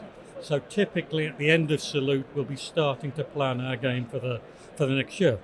As you can imagine, painting the number of figures, especially as we don't have the same numbers of core people close to the area to get involved that some Wargames clubs do, takes time. So we typically go at work a year in advance. This particular scenario is an episode from the Franco-Prussian War in 1870. At this stage, the French Empire has collapsed. There's a republic led by a government that's based in Paris, although part of the government had moved out of Paris, escaped by balloon. Paris is besieged by the Prussian and German armies. This place, a tiny village, now part of Paris itself, called Le Bourget, is sort of midway between the French city walls, which are somewhere to my left, and the Prussian siege lines, which are over to the right. Nothing tactically important, but one of the French generals saw barricades in the village from earlier and told his people, oh, go and take down that barricade. They sent out some of the volunteers, the francs-tireurs, in fact, the Tirailleurs de la Presse, with apologies for my awful French accent, who came out, only about 400 men, occupied the village. They did have some reinforcements. They were under shell fire from the German siege lines. The Prussian commander of the Prussian Guard, who were the garrison of the siege lines opposite, decided, no, we can't have this. They're right in our way because they occupied 2 villages to either side. So the Prussian Guard stormed the village at considerable cost. I mean, they overwhelmed it with artillery fire, obviously, but even so, it was fairly bloody business. And really, for no point. They could have just left it alone. Served no particular purpose. But because it's a very self-contained battle, and as you can see from the game itself, it's not the usual battles of this period with hundreds of thousands of men on either side. It's pretty easy to lay on as a game for something like this, for us to demonstrate who we are, what we do. And I mean, there'll be little actions like this in a lot of conflicts where they either get overshadowed or they're so inconsequential they are a commander taking it into their head to do something that has no real strategic or tactical relevance. So people just don't hear about them. But because you are, part and parcel of your hobby, of the historical detail of it, it brings it to the fore and allows you to put on something like this that you otherwise wouldn't see.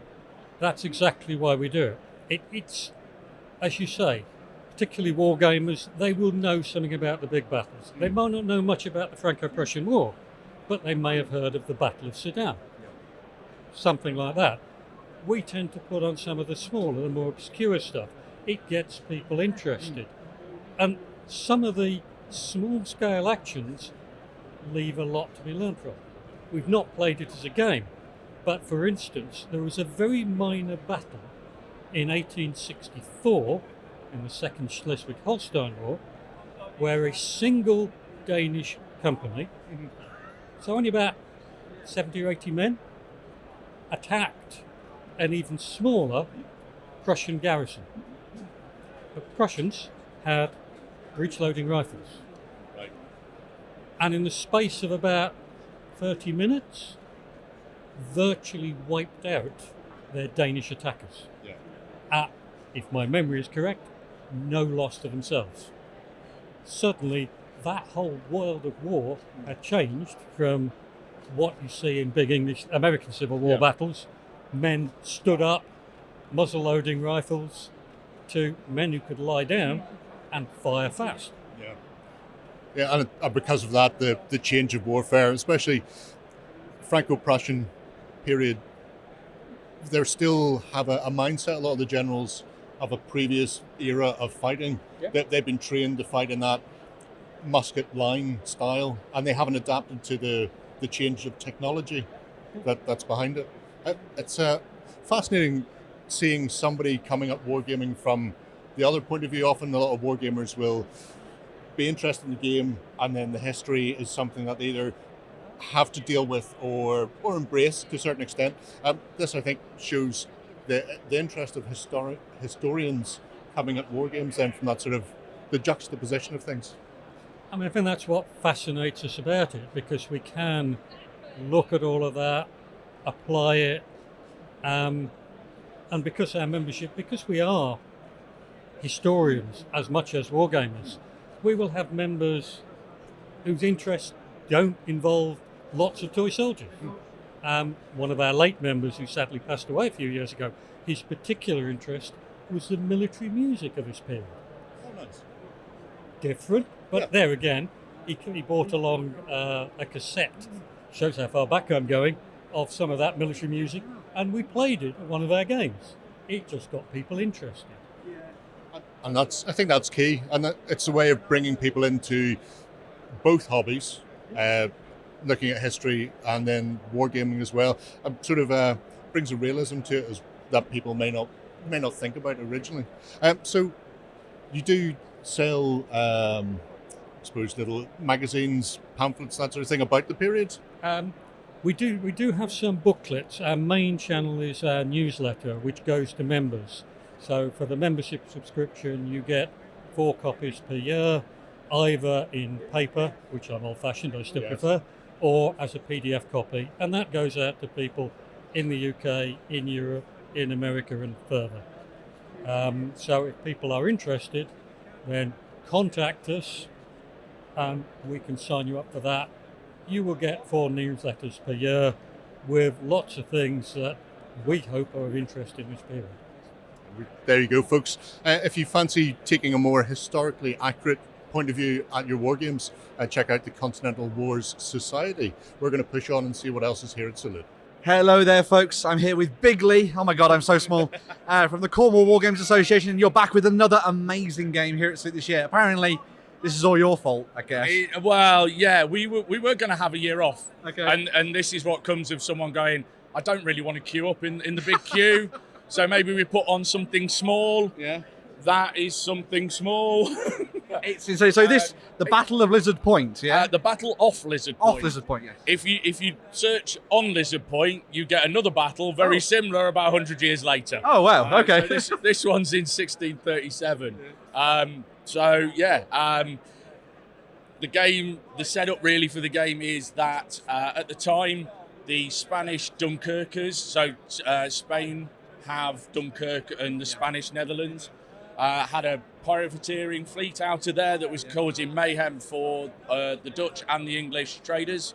On the 18th of February 1637, a Spanish fleet caught up with an Anglo-Dutch merchant fleet and absolutely massacred them, basically. They completely outgunned them. 6 Spanish galleons and a frigate versus 6 Dutch men of war and 44 merchantmen. Spanish lost no ships whatsoever. Wow. The Dutch lost 3 sunk and 3 captured, so their whole fleet gone. And out of the 44, 20 of the merchantmen were caught. Wow. How has it gone today? Has it gone as history said, or? Actually, in the first game, the Dutch managed to get away, get most of theirs away. So I think it was a dice rolling kind of thing, but also some good tactics by the Dutch, who was actually a guy from Amsterdam. Oh. So, he's done his country very proud. Yeah. So what are some of the basic mechanics of how the game works then? What we're actually playing is Oak and Iron from Firelot Games, but in 28mm to make it a bit more of a spectacle. We were going to play it as Blood and Plunder, but new players with the really big ships and lots of them, it gets a little bit too complicated for them. So we thought we'll go fleet scale, but for the spectacle, go big. So that's what it is. We've kept it down to the simple rules. The only real change we made to drive the game is to make the cannon and shooting rather close. It should be a lot further away, but nobody wants to just line up some galleons on one side and fire across. So we made it so they've got to close, and we can see down there there's a lot of fire going on, and people are getting stuck in. People are really enjoying it, as you can probably tell from my voice. I've been doing a lot of talking, but as people that know me will go, yeah, he always talks like that. One last thing that I was going to say, have all of these ships been part of your association for a while, or did you do them all for this event? Or most of them are my own ships. Okay. We added a few more to it, some of the bigger ships. So we added a flute, a galleon, but I'd already got 2 galleons and 2 flutes. Yeah, I'm a bit crazy like that, but I do love this period. So they're all Blood and Plunder. People looking at the video, they're available from Firelock.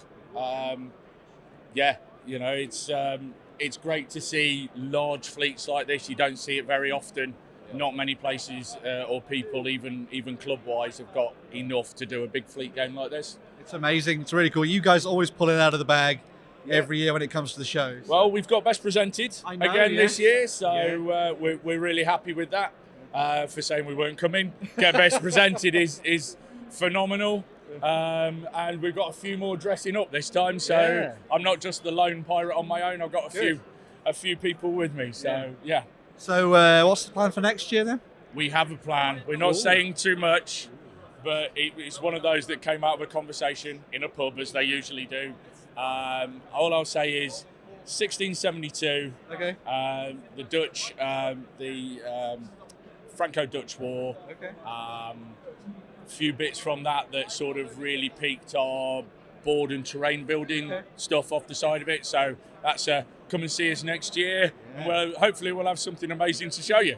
Amazing. Well, thank you very much, Lee. I'll let you get back to drinking some grog, obviously, to soothe your vocal cords so you can shout some more on the high seas. Thank you very much. That was fantastic. We're going to move on, find more games here at Salute. See you in a tick. Cheers. Hello everybody, I'm back here at Salute. This time I'm over with Simon from Big Red Bat. Right. And normally we see you putting on a big display with To the Strongest or something similar, Absolutely, but yes. slightly different this year. Can you tell us what's happening?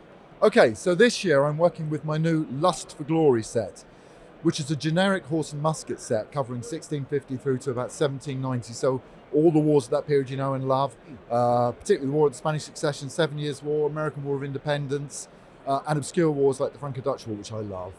And what we've got basically is To the Strongest, mixed with some elements from For King and Parliament that I wrote with my friend Andrew Brendel, and re-engineered to do large playable games with hundreds, well, thousands of figures. Today we've got 10 players. We should hopefully get this game to a conclusion by about 4 o'clock.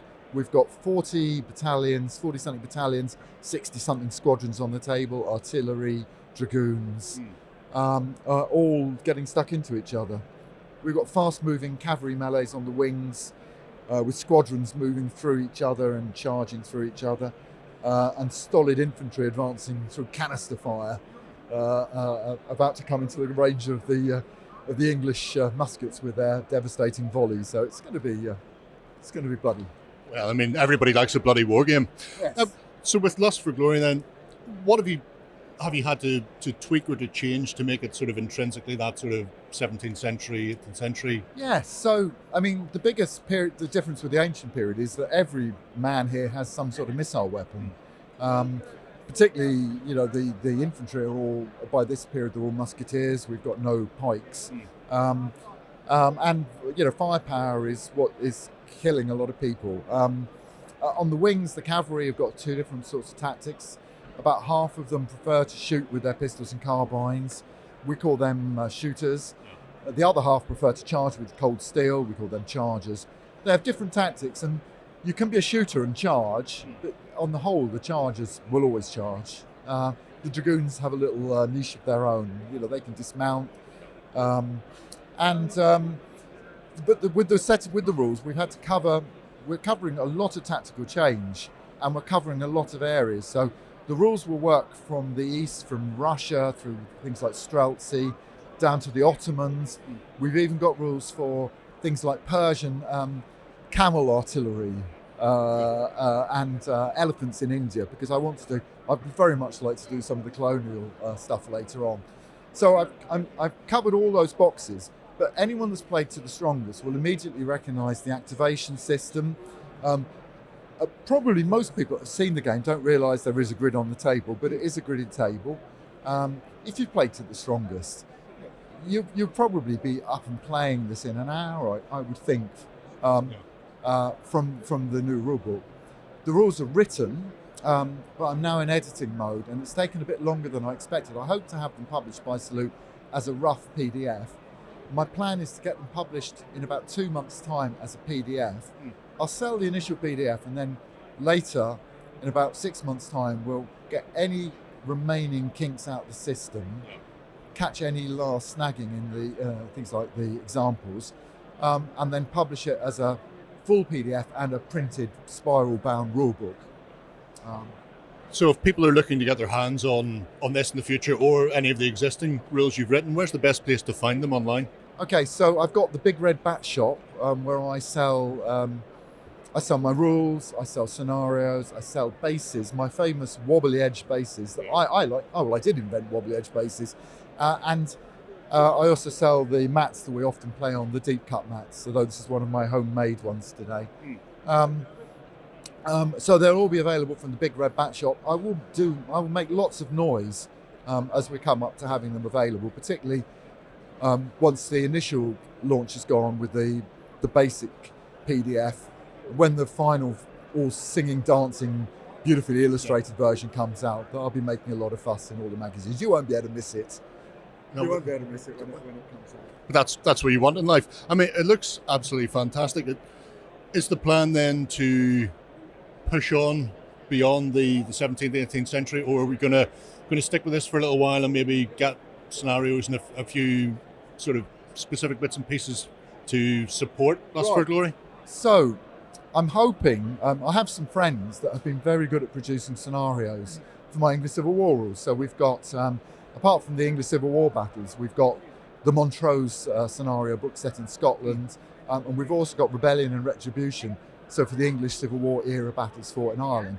I'm hoping I can get them to write some English-related scenarios. I was talking with Ian MacDonald earlier, the Flag Civil War guy, and I was saying that I'd love to get some Jacobite Rebellion scenarios written, because a lot of people have got the armies for that. So my plan is to write the scenario books for this. I've also got a couple of other projects on the way. One might or might not be Napoleonic related, but it's very early days, so I hesitate to say anything about it. I'm also doing a set of ancient galley warfare rules. So some friends and I, with a bit of help from me, are writing To the Strongest galley warfare rules set of rules called Navarch, which I need to take round and demonstrate at some shows as well, because they're about as well written as these. They're in sort of final playtest mode, so I need to start publicising those. So hordes of galleys, big galley battles, not like 5 galleys ramming 5 galleys. We're talking about 60 or 80 galleys or models aside on multiple bases on a 6x4 table. Letting people see the Spartan fleet beat the Athenians for once in their life, that type of thing. Yeah, absolutely. So Peloponnesian Wars, but also the Roman era. I always loved that scene in Antony and Cleopatra where they've got the girls, skimpily dressed slave girls shoving galleys around on the table. I think that's fantastic. It's setting fire to the boats as well, which I think is very nice. I'd like to see that done at a show. Well, I don't know how the insurance would go for the shows, whether or not you do that. But big galleon battles would be interesting. Obviously, the Punic Wars. People focus so much on what happened on land, especially the Iberian Peninsula and north of Italy. But really, it kicked off with a lot of naval warfare in and around the Mediterranean in a big way. And Rome suffered so badly until essentially they got their hands on a Punic vessel and seen how to copy it. We'll have 200 of those, please, by Tuesday. It's fantastic stuff. As always, you've put on a magnificent looking game, which is really inspiring for anybody who's interested in it. If you're interested in this period, check out the Big Red Bat shop online. Keep your eye out for the rules when they're published, and definitely if you've not seen To the Strongest in the past, it's a really fluid set of rules that means big club games like this are easily played. We're going to push on and see what else is here in Salute. Bye-bye. Hello there, folks. I've managed to grab a Charlie and an Andy, and we're going to be talking about Wargames Atlantic and classic fantasy battles, because, the range has been growing quite steadily for a while now, and people are like, game? So more now, please. Let's have rules and all that kind of things. What can you tell us about sort of what's going on with everything around classic fantasy battles then? So Andy's been squirreling away at a awesome set of rules. I think I summarised it like this is my favourite saying over the last few weeks. It's an absolute perfect mix of old school gaming meets new school gaming. Okay. If it was like doing that, it just fits together perfectly. And we're nearly done. I love the look on your face. We're nearly there. Yeah. I'm really happy with it. Okay. I'm really happy with it. But I've been playing it in a bubble. Yeah. So we need to get it out there and get some other people playing it. Okay. I think all the basic mechanics are done. Yeah. The core of it is done. And when I say basic, it's not simple, but it's everything we can now expand and hang on. Okay. So I think it's pretty solid now. Yeah. And we're in a place that we can really just expand it and explode. Yeah. So, really comfortable. So obviously the dwarves are available for people to pick up. You can grab the orcs and that kind of thing. There's the bone blades and all that kind of stuff as well. How has it been sort of developing the factions? Has it been sort of like whatever we like, let's just throw it in? 100%, yes, yeah. Or so far, whatever Tony likes. Yeah. Fair enough. So there's 1, 2, 3, 4 molds done and not released yet, which is Horse Lords times 2, Ogres times 2. There's Elves, Cavalry and Swordsmen in tooling now. And then there's a bunch of stuff being sculpted as well at the moment. The plan is to do a 2-player starter set with a kind of light get started set of rules. And then the rules will also be available free to download alongside army lists, and it'll remain free to download for at least the very near future. And the army list will just be adding to every time new boxes come out, every new factions, new races come out. We'll just keep adding to those army lists. We'll probably wrap them up in some really nice books later on. I want my Book of Evil really badly. Because that's really important. It's really important. Because it's not just dwarves and just orcs, is it? No, the whole structure is good versus evil. Yeah. So we want people to go and collect the figures that they want. So you can have a whole orc army if you want, or you can have orcs, And undead, skeletons, all of these things, and mix it up. And having the different races or factions in your same army will make it all play different. Yeah. But it gives you that opportunity to paint up the figures you want. Is there one faction in the game where you're like, yeah, this is my favourite right now? Yeah, I've never liked orcs before, but I'm really loving the orcs at the moment. Yeah. And is there a particular mechanic that you're like, oh, I can't believe I came up with that. That's amazing. I'm so good at my job. I was going to say the battle cry mechanic, but it's not that original. No, we've got a really... But it fits in really, really well. I talked about this kind of old school meets new school, where we've got this battle cry mechanic where units bring battle cries to your army, and you can then use them to do much more kind of creative actions, whereas the units can do things by themselves, but it's quite limiting what they can do off their own initiative. Yeah. You kind of need the battle cry from your commander. Right. Yeah, it's the command and control for mass battle. So that's your resource, and it's how you spend those chips that you generate can change how you play the game. So it's quite clever. It's really clever. It's yeah. If you say so yourself. No, it is. So to put you on the spot, what kind of timeline are we looking for? Sort of like rules and stuff, or is it too nebulous at the moment? Or? I think if Salute was a month later, we'd have had a probably right. I think 6 to 8 weeks feels about right. So all those people who've painted up all their boxes and things won't have that long to wait to dive in. Not long at all. This is our next game. Yeah, brilliant. Amazing stuff.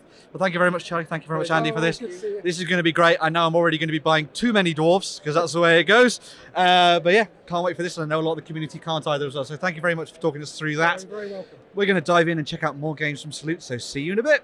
Hello, everybody. I'm back here at Salute. I'm joined with Steve from Little Wars. That's me. And we have 3 very little wars in comparison to what we've seen with previous years. So Absolutely. Do you want to tell us a bit about yourself and why you're here and what you've brought? Yeah, I'm an obsessive for the 17th century, and I'd really like to seduce people into playing it more. Your classics are, of course, World War II, Napoleonic, medieval. But actually, if you do a bit of history research, you find out some weird stuff happened. And of course, people didn't make films about it. So as a culture, we're not plugged into it. But to let people see what actually might have happened or did happen, and they get the chance to replay it, I thought, how do you get people to do it? Well, let's have a skirmish set. Hey, wait a minute, let's make it a micro skirmish set so that actually they don't need to have big outlay. So if it doesn't float their boat, they haven't spent a lot of money. So an army could be as little as 6 figures. Set of rules, off you go. Your mate gets 6 figures, you work it out. And the rules themselves allow for scenario generation.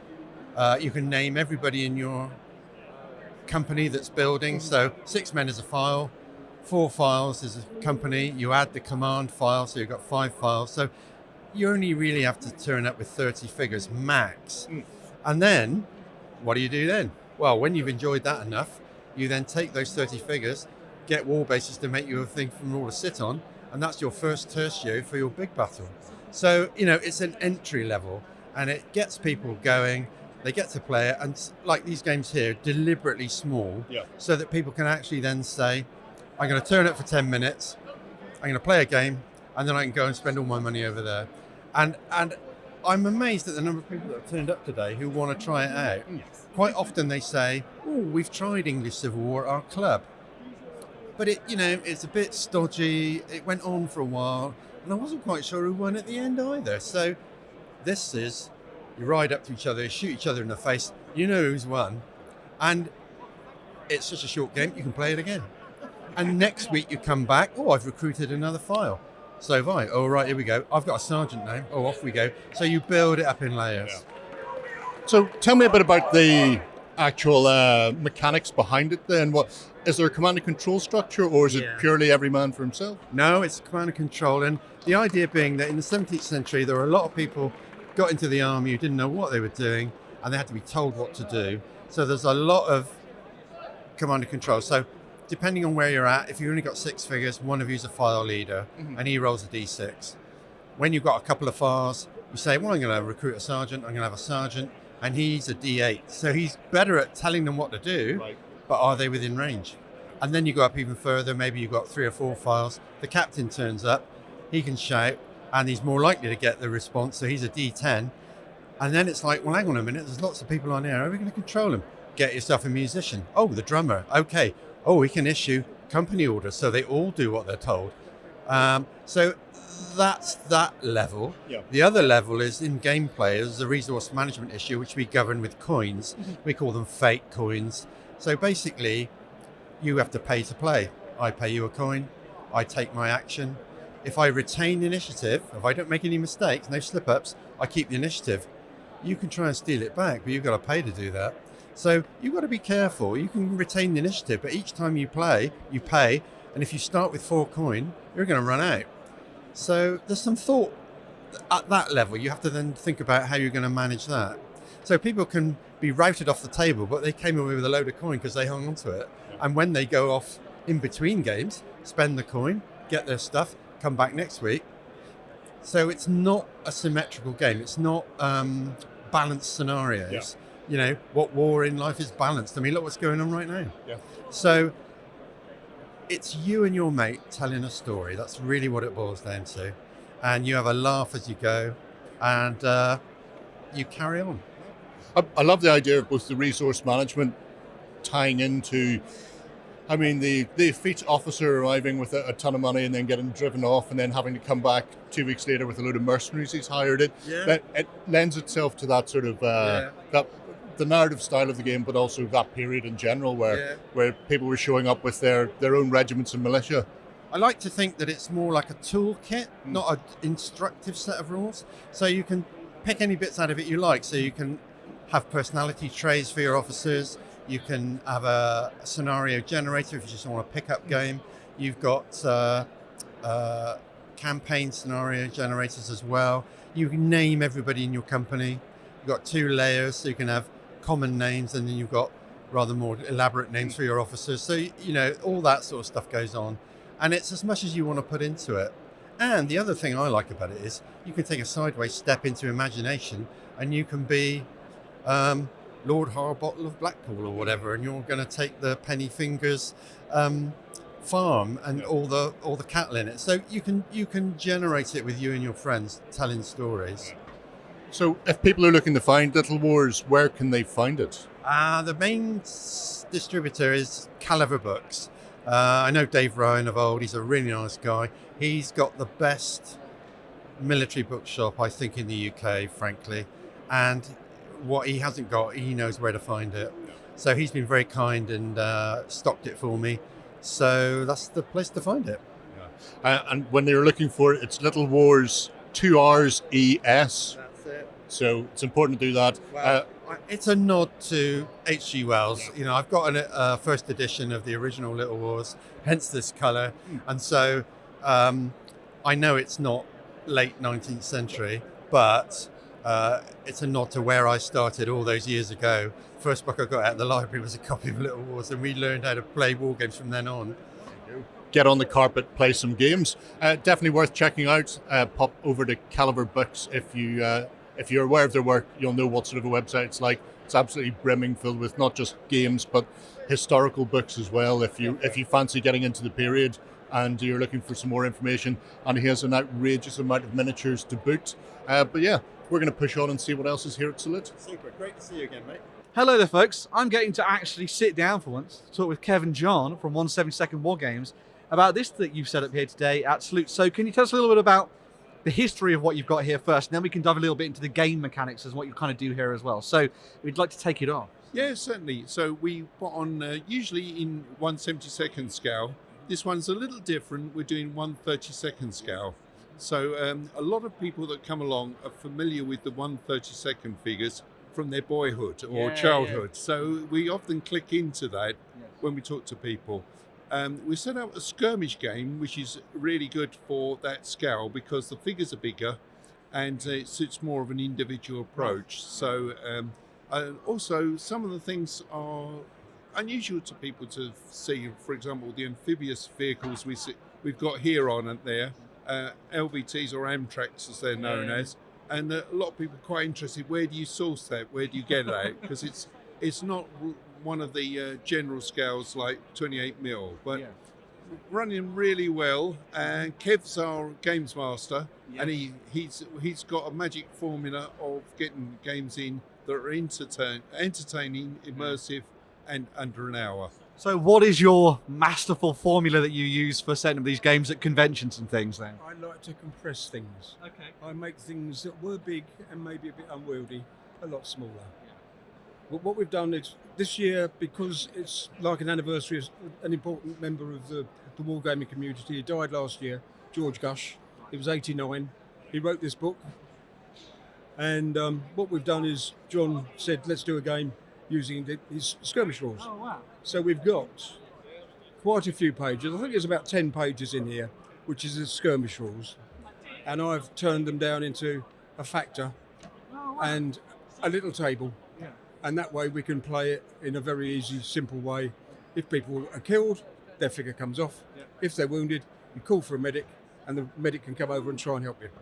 So it's all very simple. And what we have for the Japanese, who are defending the island, we have cards. And each card represents either something or nothing. There are clear areas, or there are ones that say 3 riflemen, or a man with rubber mallet, it would seem, and a 150mm shell sits in a hole. We had 3 of those, and 3 of them didn't work. And as a result of that, the Marines managed to get to their target and destroy it, and they were highly successful. And one of them was only 8 years old, and his name's Isaac, and he did really well. There you go. That's the best thing, isn't it, when you get to see them having fun and all that kind of stuff. So what's the actual sort of like historical setup for what you've done here? Obviously, is it based on something, an actual action and that kind of thing, or? It's not based on a specific action, but it's based on a period in time. So for those that have seen the Pacific, and one of the people that came along made this point, which I think is a good one, in the HBO series The Pacific, they saw that the Marines, US Marines, had really not the best of equipment. Their tactics were a bit basic at that time, and then they later evolved. So this is towards later on in the period. So you've got amphibious vehicles and the sort of weapons they've got. There's a selection there of heavy weapons, things like flamethrowers and so on. So I would say it's like late 1944, 1945. One of the things that I liked about this is that you went down the sort of Airfix route and using those figures and things like that, which I think is quite nice. So using that scale and something that people are very, very familiar with means that they might start to break things out of their cupboards at home and that kind of thing. Maybe sit down and play some games with those potentially. It's quite cool. So. Yeah, that's good. Well, also the other thing is it's not all slick and professional. Yeah. and I think that's what we like to do with those. So, for example, we got a selection. Each of the team members, we also put in a honourable mention for John Stedman, who's along today. He's joining us. But each of us actually made a pillbox, so it wasn't intentional, and we've just done that. So people can see something. We've got a log machine gun nest, which is 3D printed, so it nods to that. But also we've got things that we've made. My one, for example, is made out of a gift box. So people say, "Oh, it looks a bit boxy," but don't pillboxes look that way? Well, it's in the name, isn't it? I suppose? Yes. And you're quite right. We have got Airfix there, but there's different types. So there's the box ones that people are familiar with, but also we've got what was known as the multi-pose. Right. So they're ones where there were 6 in a box and you can make them up. And they set the pattern for later on, the things you see from Warlord, Games Workshop, but also stuff like the LVTs we got. They're actually from a play set. Yeah. So, but the standard is quite high because someone said, "Are they models or toys?" And I think, if you have to ask the question, so that's that. And also, we brought new stuff in there. because you can only go so far. It's a rarefied scale, and so we've got some of the Marines are from a company in Ukraine called Mars. Right, So I they, guess I've heard. and they're really worth exploring. They got lots of quirky stuff in there as well. So yeah, we love that. So you've done sort of Americans versus Japanese here for this year. As you are the master of games and sort of rules and things like that, have you got anything planned for next year potentially at Salute? Or Well, this is the man who provides the ideas. Oh, okay. I met him about 3.5 years ago at another show and ended up minding the game he was running so he could go and get a coffee. So it's his fault then, It's his basically. fault, yeah. So what we did was to follow that one up. His game was a Boer War thing. We then did a different Boer War thing where I did the rules for that.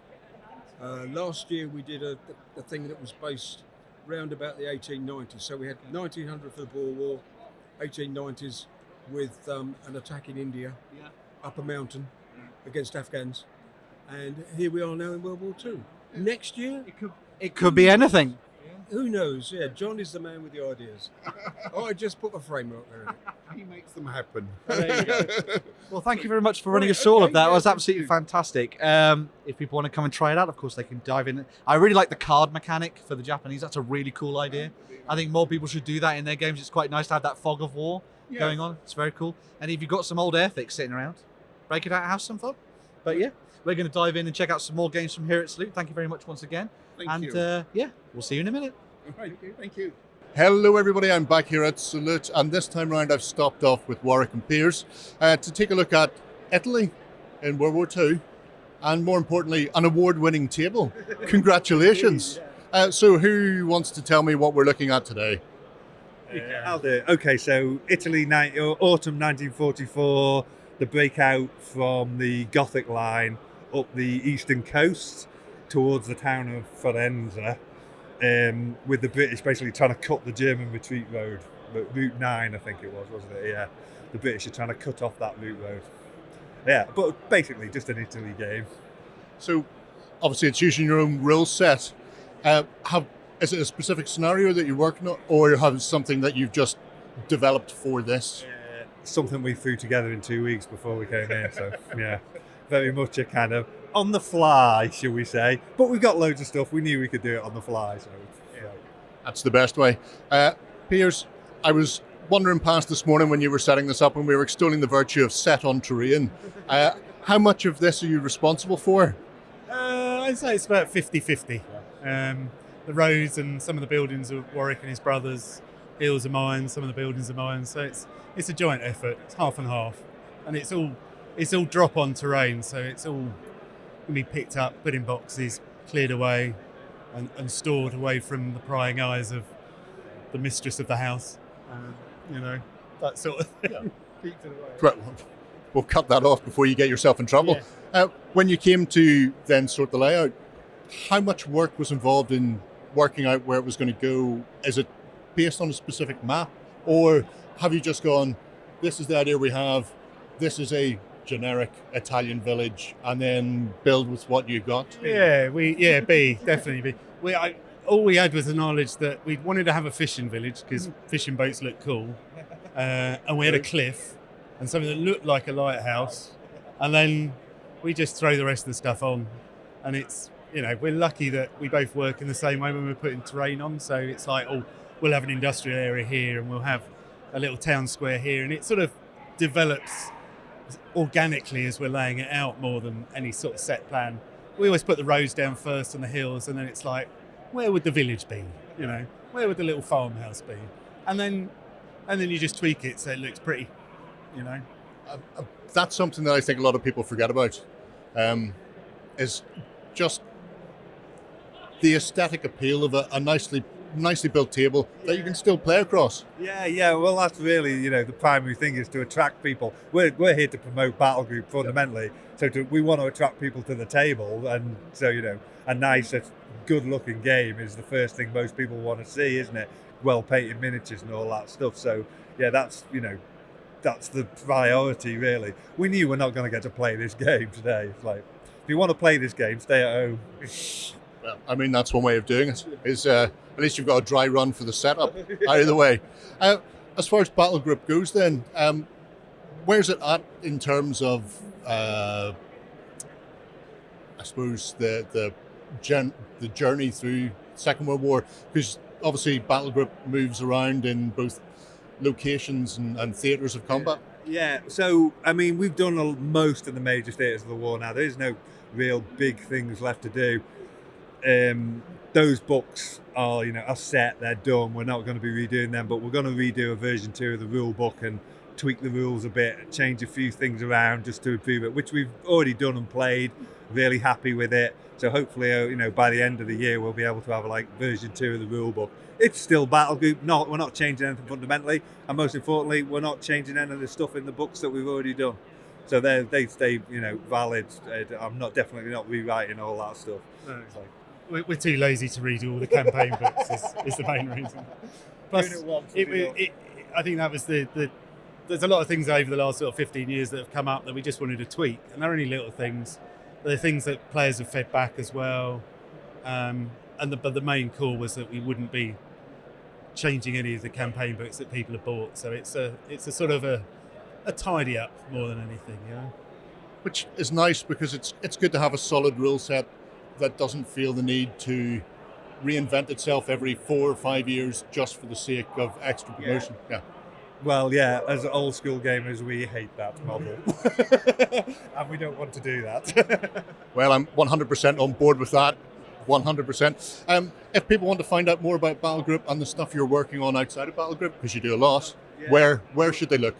Well, we've got the Facebook page. Probably best said. The Battle Group Facebook page is always busy, and we've got a Soldiers of Facebook page for the other historical rules, and we've got NARM 68 as well and Northag. So Facebook is a good place to start to find the groups, and we're both active in them as well, so it's handy.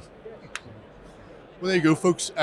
Definitely want to check out if you're unaware of Battle Group. I'd be very surprised, to be brutally honest, at this stage in the game, but definitely worth looking at. And Warwick's other games, they're also really interesting because it's not one set of rules that keeps getting tweaked for different periods and genres and times.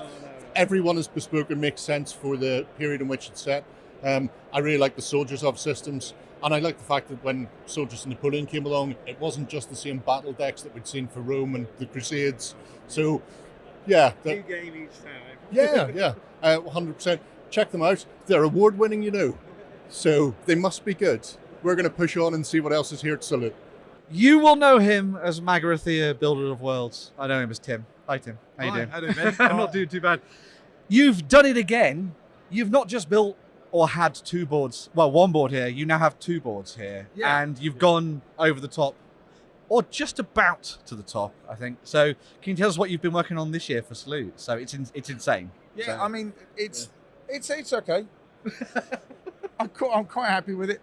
This is the main build. This is a completely new table I made this year, and it's debuting here. This isn't made for Salute. I don't make stuff for Salute. I make stuff to play with at home.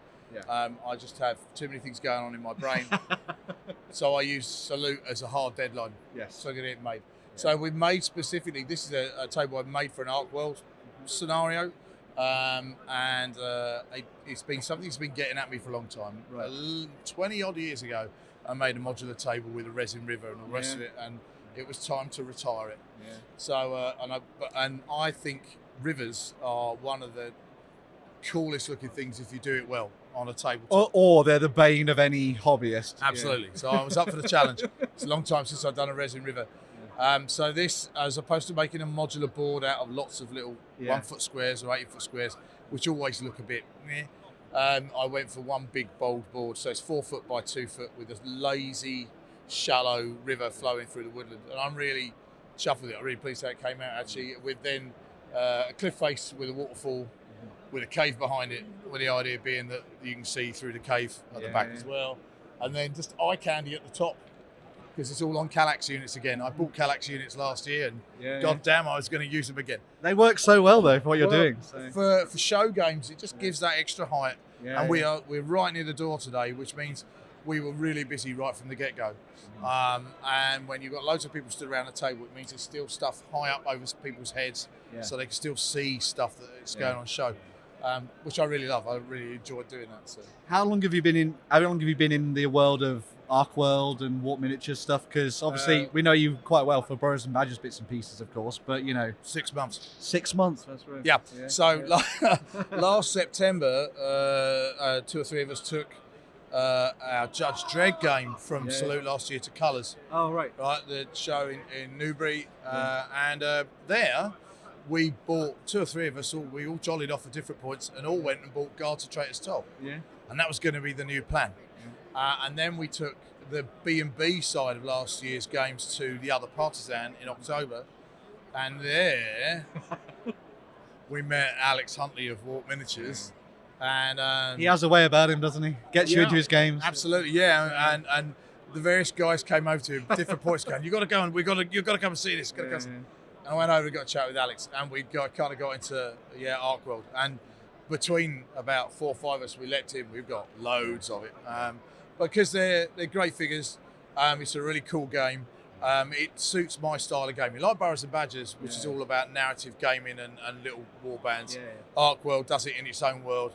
And again, it's narrative driven. It's the narrative thing that gets me, and I love the kind of going back and forth between you and another player. Yeah, the narrative feats that you get. So we played quite a lot of that, and we painted various war bands. It's got Ark World has done a thing that no other game has done in the last 20 years, which has got my wife Heidi back into tabletop gaming. Oh, well, there you go. And my son, who's not with us today because he couldn't get up early to come, who's autistic. Nate's 24, and he hasn't done any tabletop stuff since he was 11. And recently he kind of sidled up to us. So he now plays Ark World as well. Amazing. So for that alone, it's been totally worth it. But it basically gave me a whole new area to kind of think about making.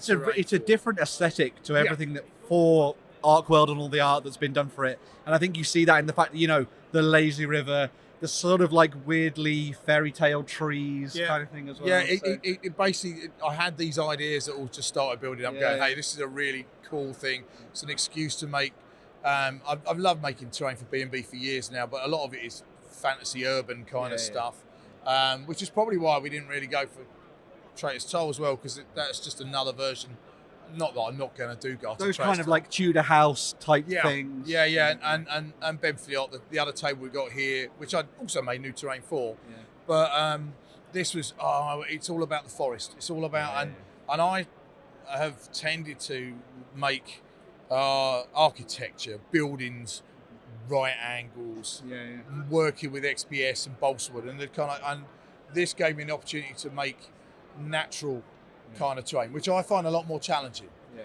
So I wanted to kind of try that out. So making the cliff face and the waterfall and the caves inside, and these really nice. I'm really pleased with these. The trees have come out really nice. Kind of trees made with bogwood and the kind of like the root ball stuff that you get from vivariums. And this amazing kind of foliage, which is some weird Chinese stuff that we got for a work project last year that Heidi bought, and it's just amazing. So I wanted to make a waterfall. That was one thing I did years ago, and it was a bit meh. And now materials are much better. So resin, pourable resin, epoxy resin no longer heats up to stupid temperature and doesn't smell. So doing a river pour is easier, and then doing the waterfall, which is done with cling film and UV curing resin. Right, yes. It just makes the whole thing a lot easier and more cheap. Well, you get some fantastic. It looks really natural as well, considering as well, doesn't it? Yeah, that was a 2-person job. Heidi helped me do that on Thursday night, and she's way more arty than I am. So and she's done a lot of resin casting for cosplay things in the past. So I kind of I go with her expertise on that. So that was a lot of fun to do. I've actually want to do more to it. There's more water to add, but it really does work really well. The UV curing nature of that resin contracts the cling film, so you get these really natural looking tumbling bits of water. So yeah, the river works out really well. The cave inside is great fun. And then the airship on the top I absolutely love as well. That's been in my mind for about 3 years. Wow, okay. I want to build. Is that scratch built or is it 3D printed? No, or no. It's kit bashed really, or toy bashed. It's mostly Playmobil. God, I use it for something. Yeah, exactly. I've got lots of stuff. I made lots of stuff out of Playmobil for Necromunda, and I've used it for pirate ships, for 40mm pirates and stuff.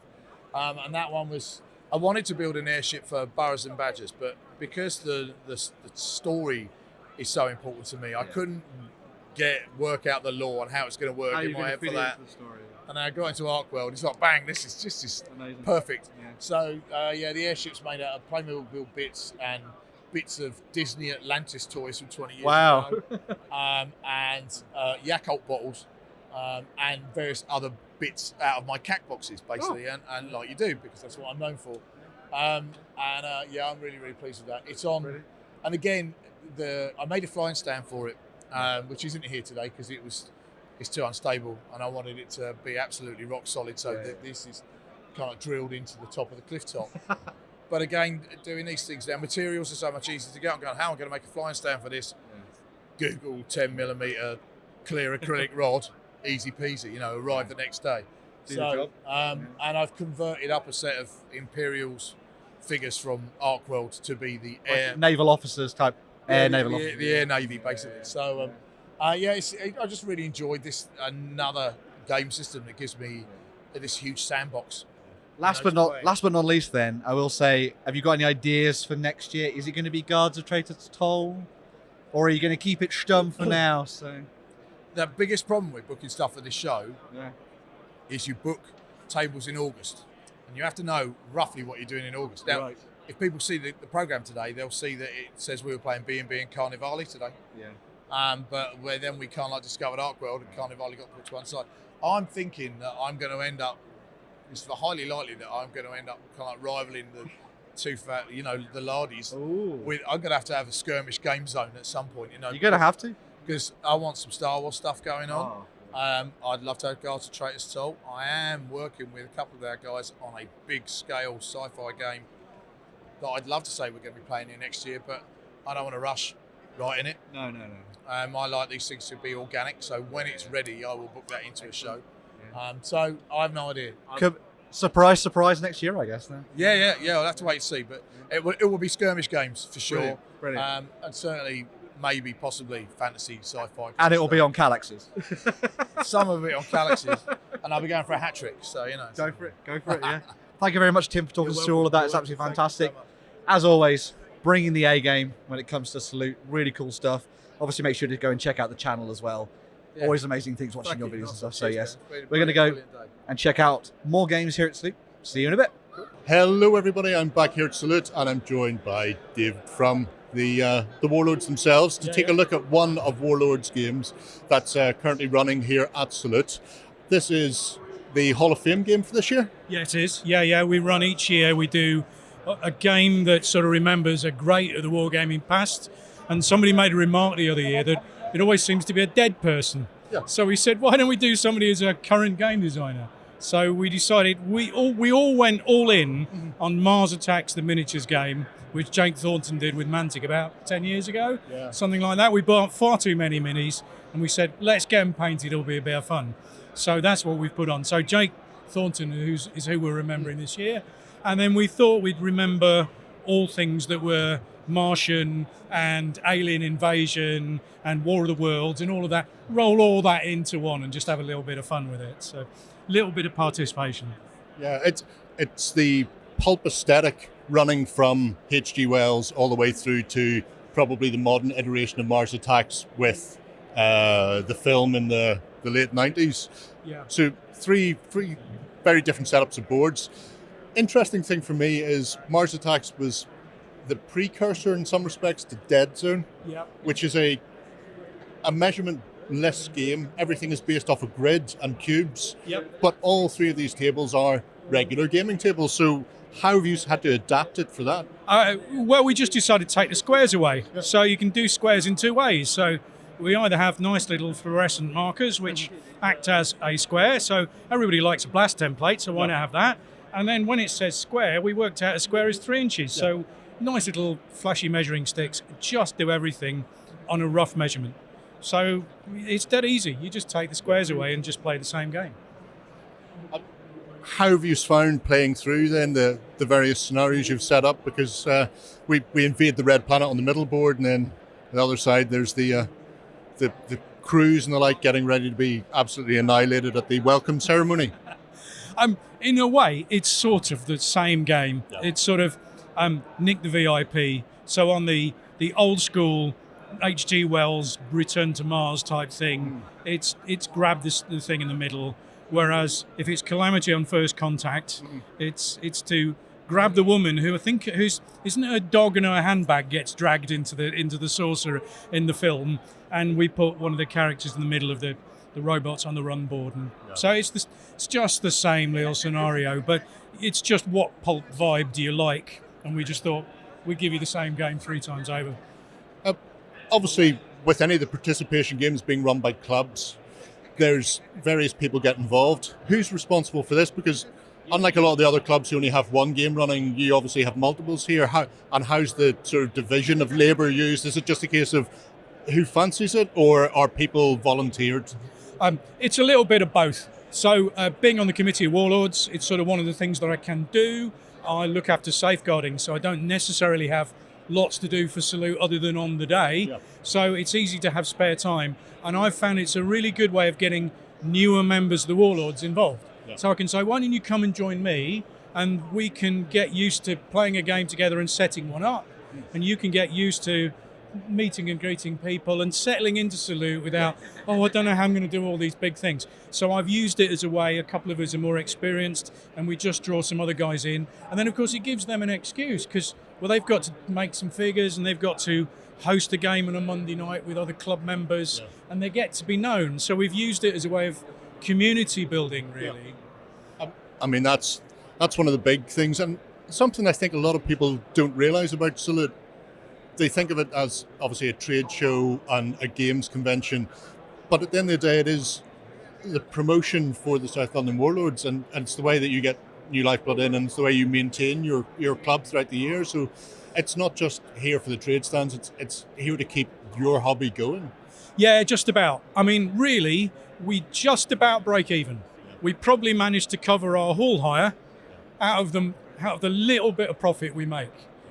But we're just a bunch of people who play with toy soldiers, but we care about the hobby. So actually it's twofold, isn't it? If we like gaming and we'd like to have the whole breadth of the independence that exists across the hobby, someone needs to put it on. Why wouldn't a club in the capital city put it on? So there is an element of, we can just about pay, but it's a heck of a lot of work just to just about cover. So when people think, this ticket prices, all this, it's paying for Excel, it's paying for the tables, it's paying for all the stuff that's the infrastructure, and we just about managed to cover the hire of the hall. But we love the hobby, so why not? It's an element of we get fun out of doing it and we give back. Yeah. If we don't do it ourselves as hobbyists, who does? I love those game conventions that are run by the big companies. Yeah. But of course, the problem with that is they've got to fund their own products. So there isn't the room for the small people. And we love the independent traders. And we love that people come to the show from clubs all across the country who seem to spend their life making a game just to come to Salute. Well, where else could we do that? Why don't we champion that and just enjoy what they're doing? So, it's not a hardship to do. People forget, we're all a bunch of volunteers. We all work for free. We just... Effectively, if we can make this show run, we can probably pay our hall hire. That's all it is. It's fantastic stuff. There you go. Hopefully that gives you a little bit of a glimpse behind the curtain for Salute. We're going to push on and see what else we can find at the convention itself. We'll be back soon. Hello everybody, I'm back here at Salute. I'm joined by Max, and I'm over at Kit Bash Korner, which is actually multiple corners because it's a nice little U shape of a table. Filled with things, festooned with a cornucopia of creativity. So what is Kit Bash Korner? Who are you and how did this happen? So Kit Bash Korner is a collection of, as you say, it's of people who I have been admiring the work of online for the last several years, and up to that, and the internet has its limits, doesn't it? And eventually you actually want to meet these excellent people. So a few of us were fortunate enough to meet at the Art in Miniature show in Scunthorpe a few years ago. So credit to them for putting that on, because I was able to meet some of these folks first. That then just opened my eyes to just the power of getting everyone together. I've done that in my other professional life beforehand, so the logistics don't really scare me. And then it gets to the thing of finding the sort of people whose work has this spirit of kit bashing, which to the uninformed, kit bashing is basically taking a few different miniatures, cutting them up and sticking them back together to design and make new figures. And no one's really doing it to design a whole complete world. Oftentimes you'll see there's anything from quite unstructured, anarchic, people sticking stuff on, like, we got some dinosaur tanks here, we got some, doll's heads and bits and bobs. You've got other people who are working a bit tighter within a canon, either that of Warhammer, like to do, I personally do just stick to chaos and things like that. But other people will kind of like just grow out a bit more grimdark. Somebody actually at that Scunthorpe conference asked me, well, why is it everything so mad and violent and grimdark? And I was like, well, just go, and say facetiously, look at the world. But I think this is a punk rock sensibility, this sort of thing. And I think lots of that punk rock sensibility is a bit anarchic, bit dark, very British humour, 2000 AD Warhammer, all that sort of stuff. So yeah. One of the things I notice is it almost blurs the line between gaming and art as a whole. Some of the figures themselves are quite large. Some of them are, I would say, art pieces right off the bat. They're there for display more than anything else. And it's great to see people who have just embraced the idea of getting creative with models. Often, especially when it comes to wargaming, some people get very fixated on you must use the right models for the game. And you often see people refer to some games as miniature agnostic, and well, all games are, because all games can use whatever you want to put on the table yourself.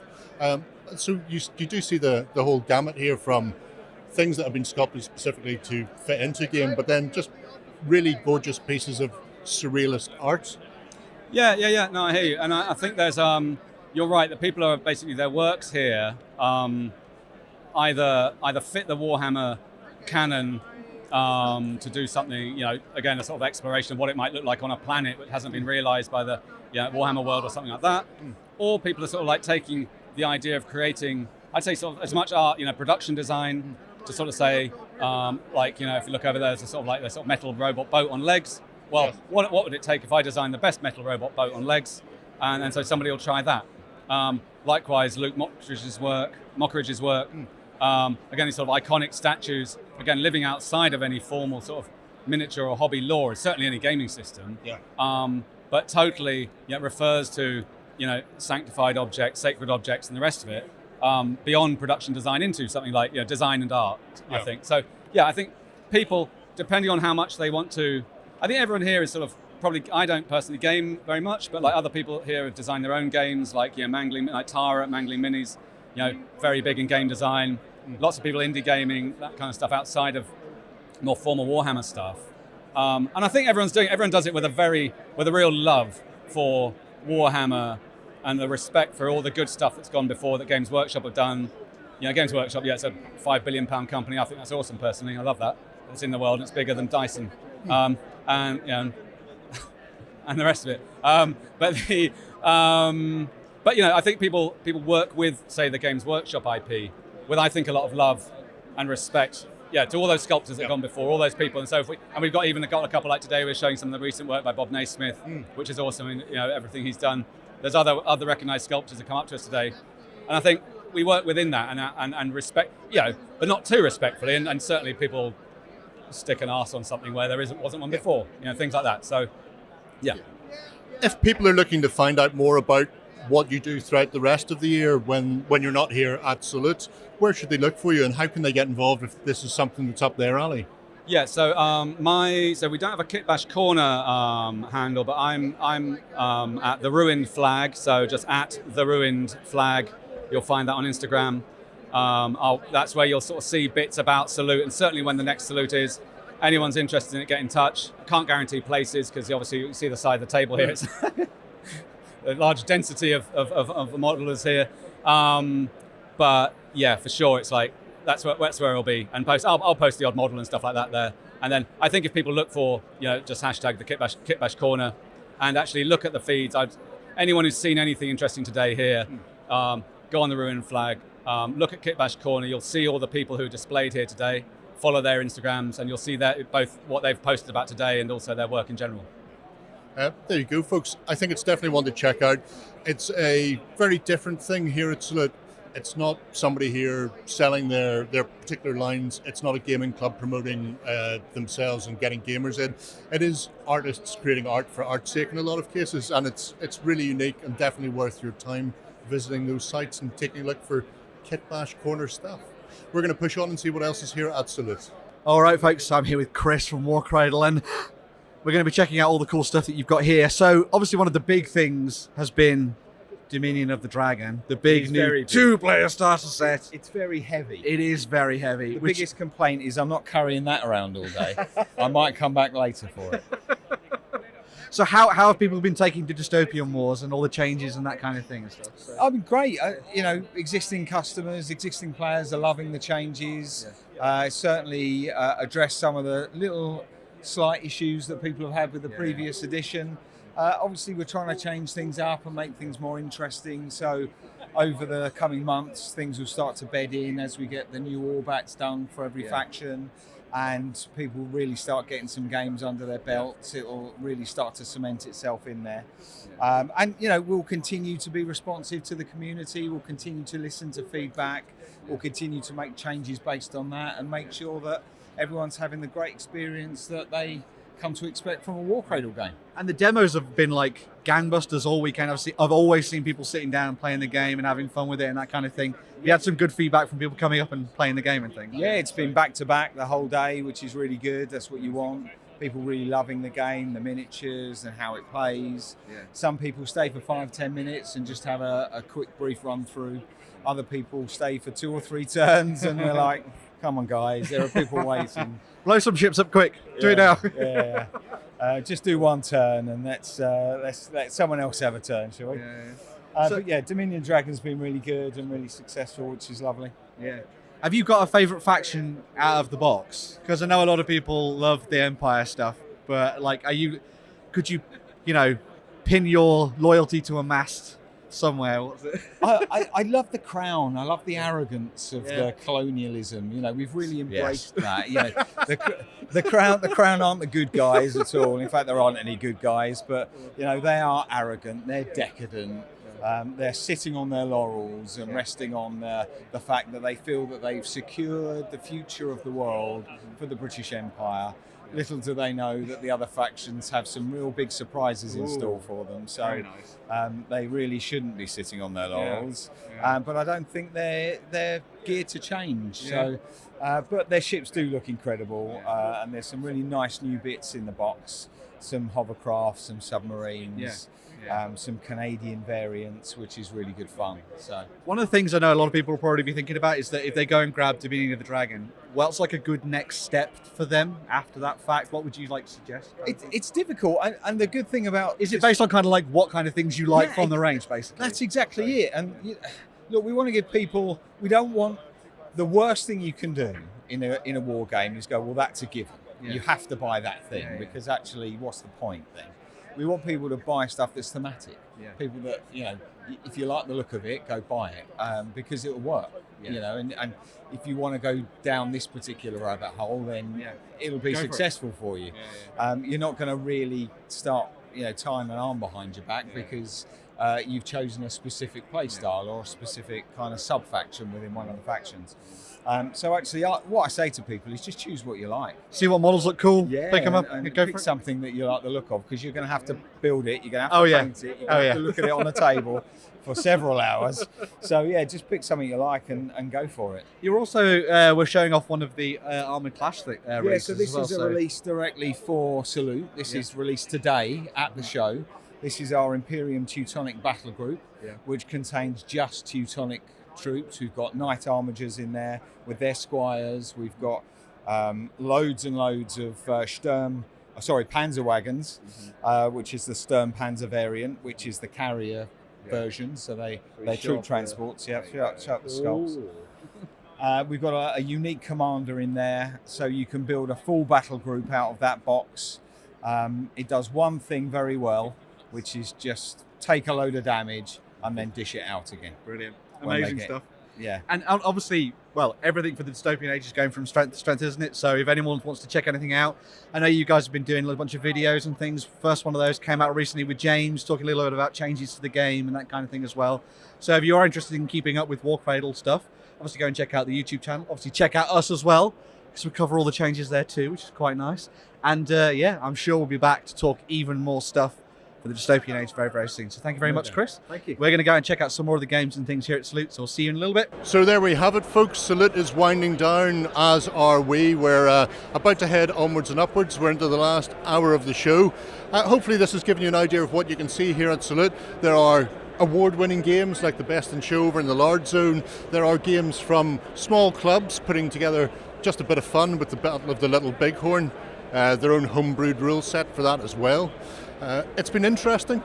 I've only seen one half of the hall this year because we've had Ben on the other half, so later on I'll be tuning in to see what he got up to and vice versa. But if you can't make it to Salute, hopefully this has wet your whistle, and maybe next year you'll be able to come along, join in the fun yourself. Let us know what your favourite parts are. Let us know the tables we missed out, so we can give ourselves a metaphorical slap on the wrists and make sure we do better next year. Now I've got to run away because there's a robot dog and I think it's about to go sentient. So we're going to head onwards and upwards until Salute 54. Have a great year of gaming. Bye bye.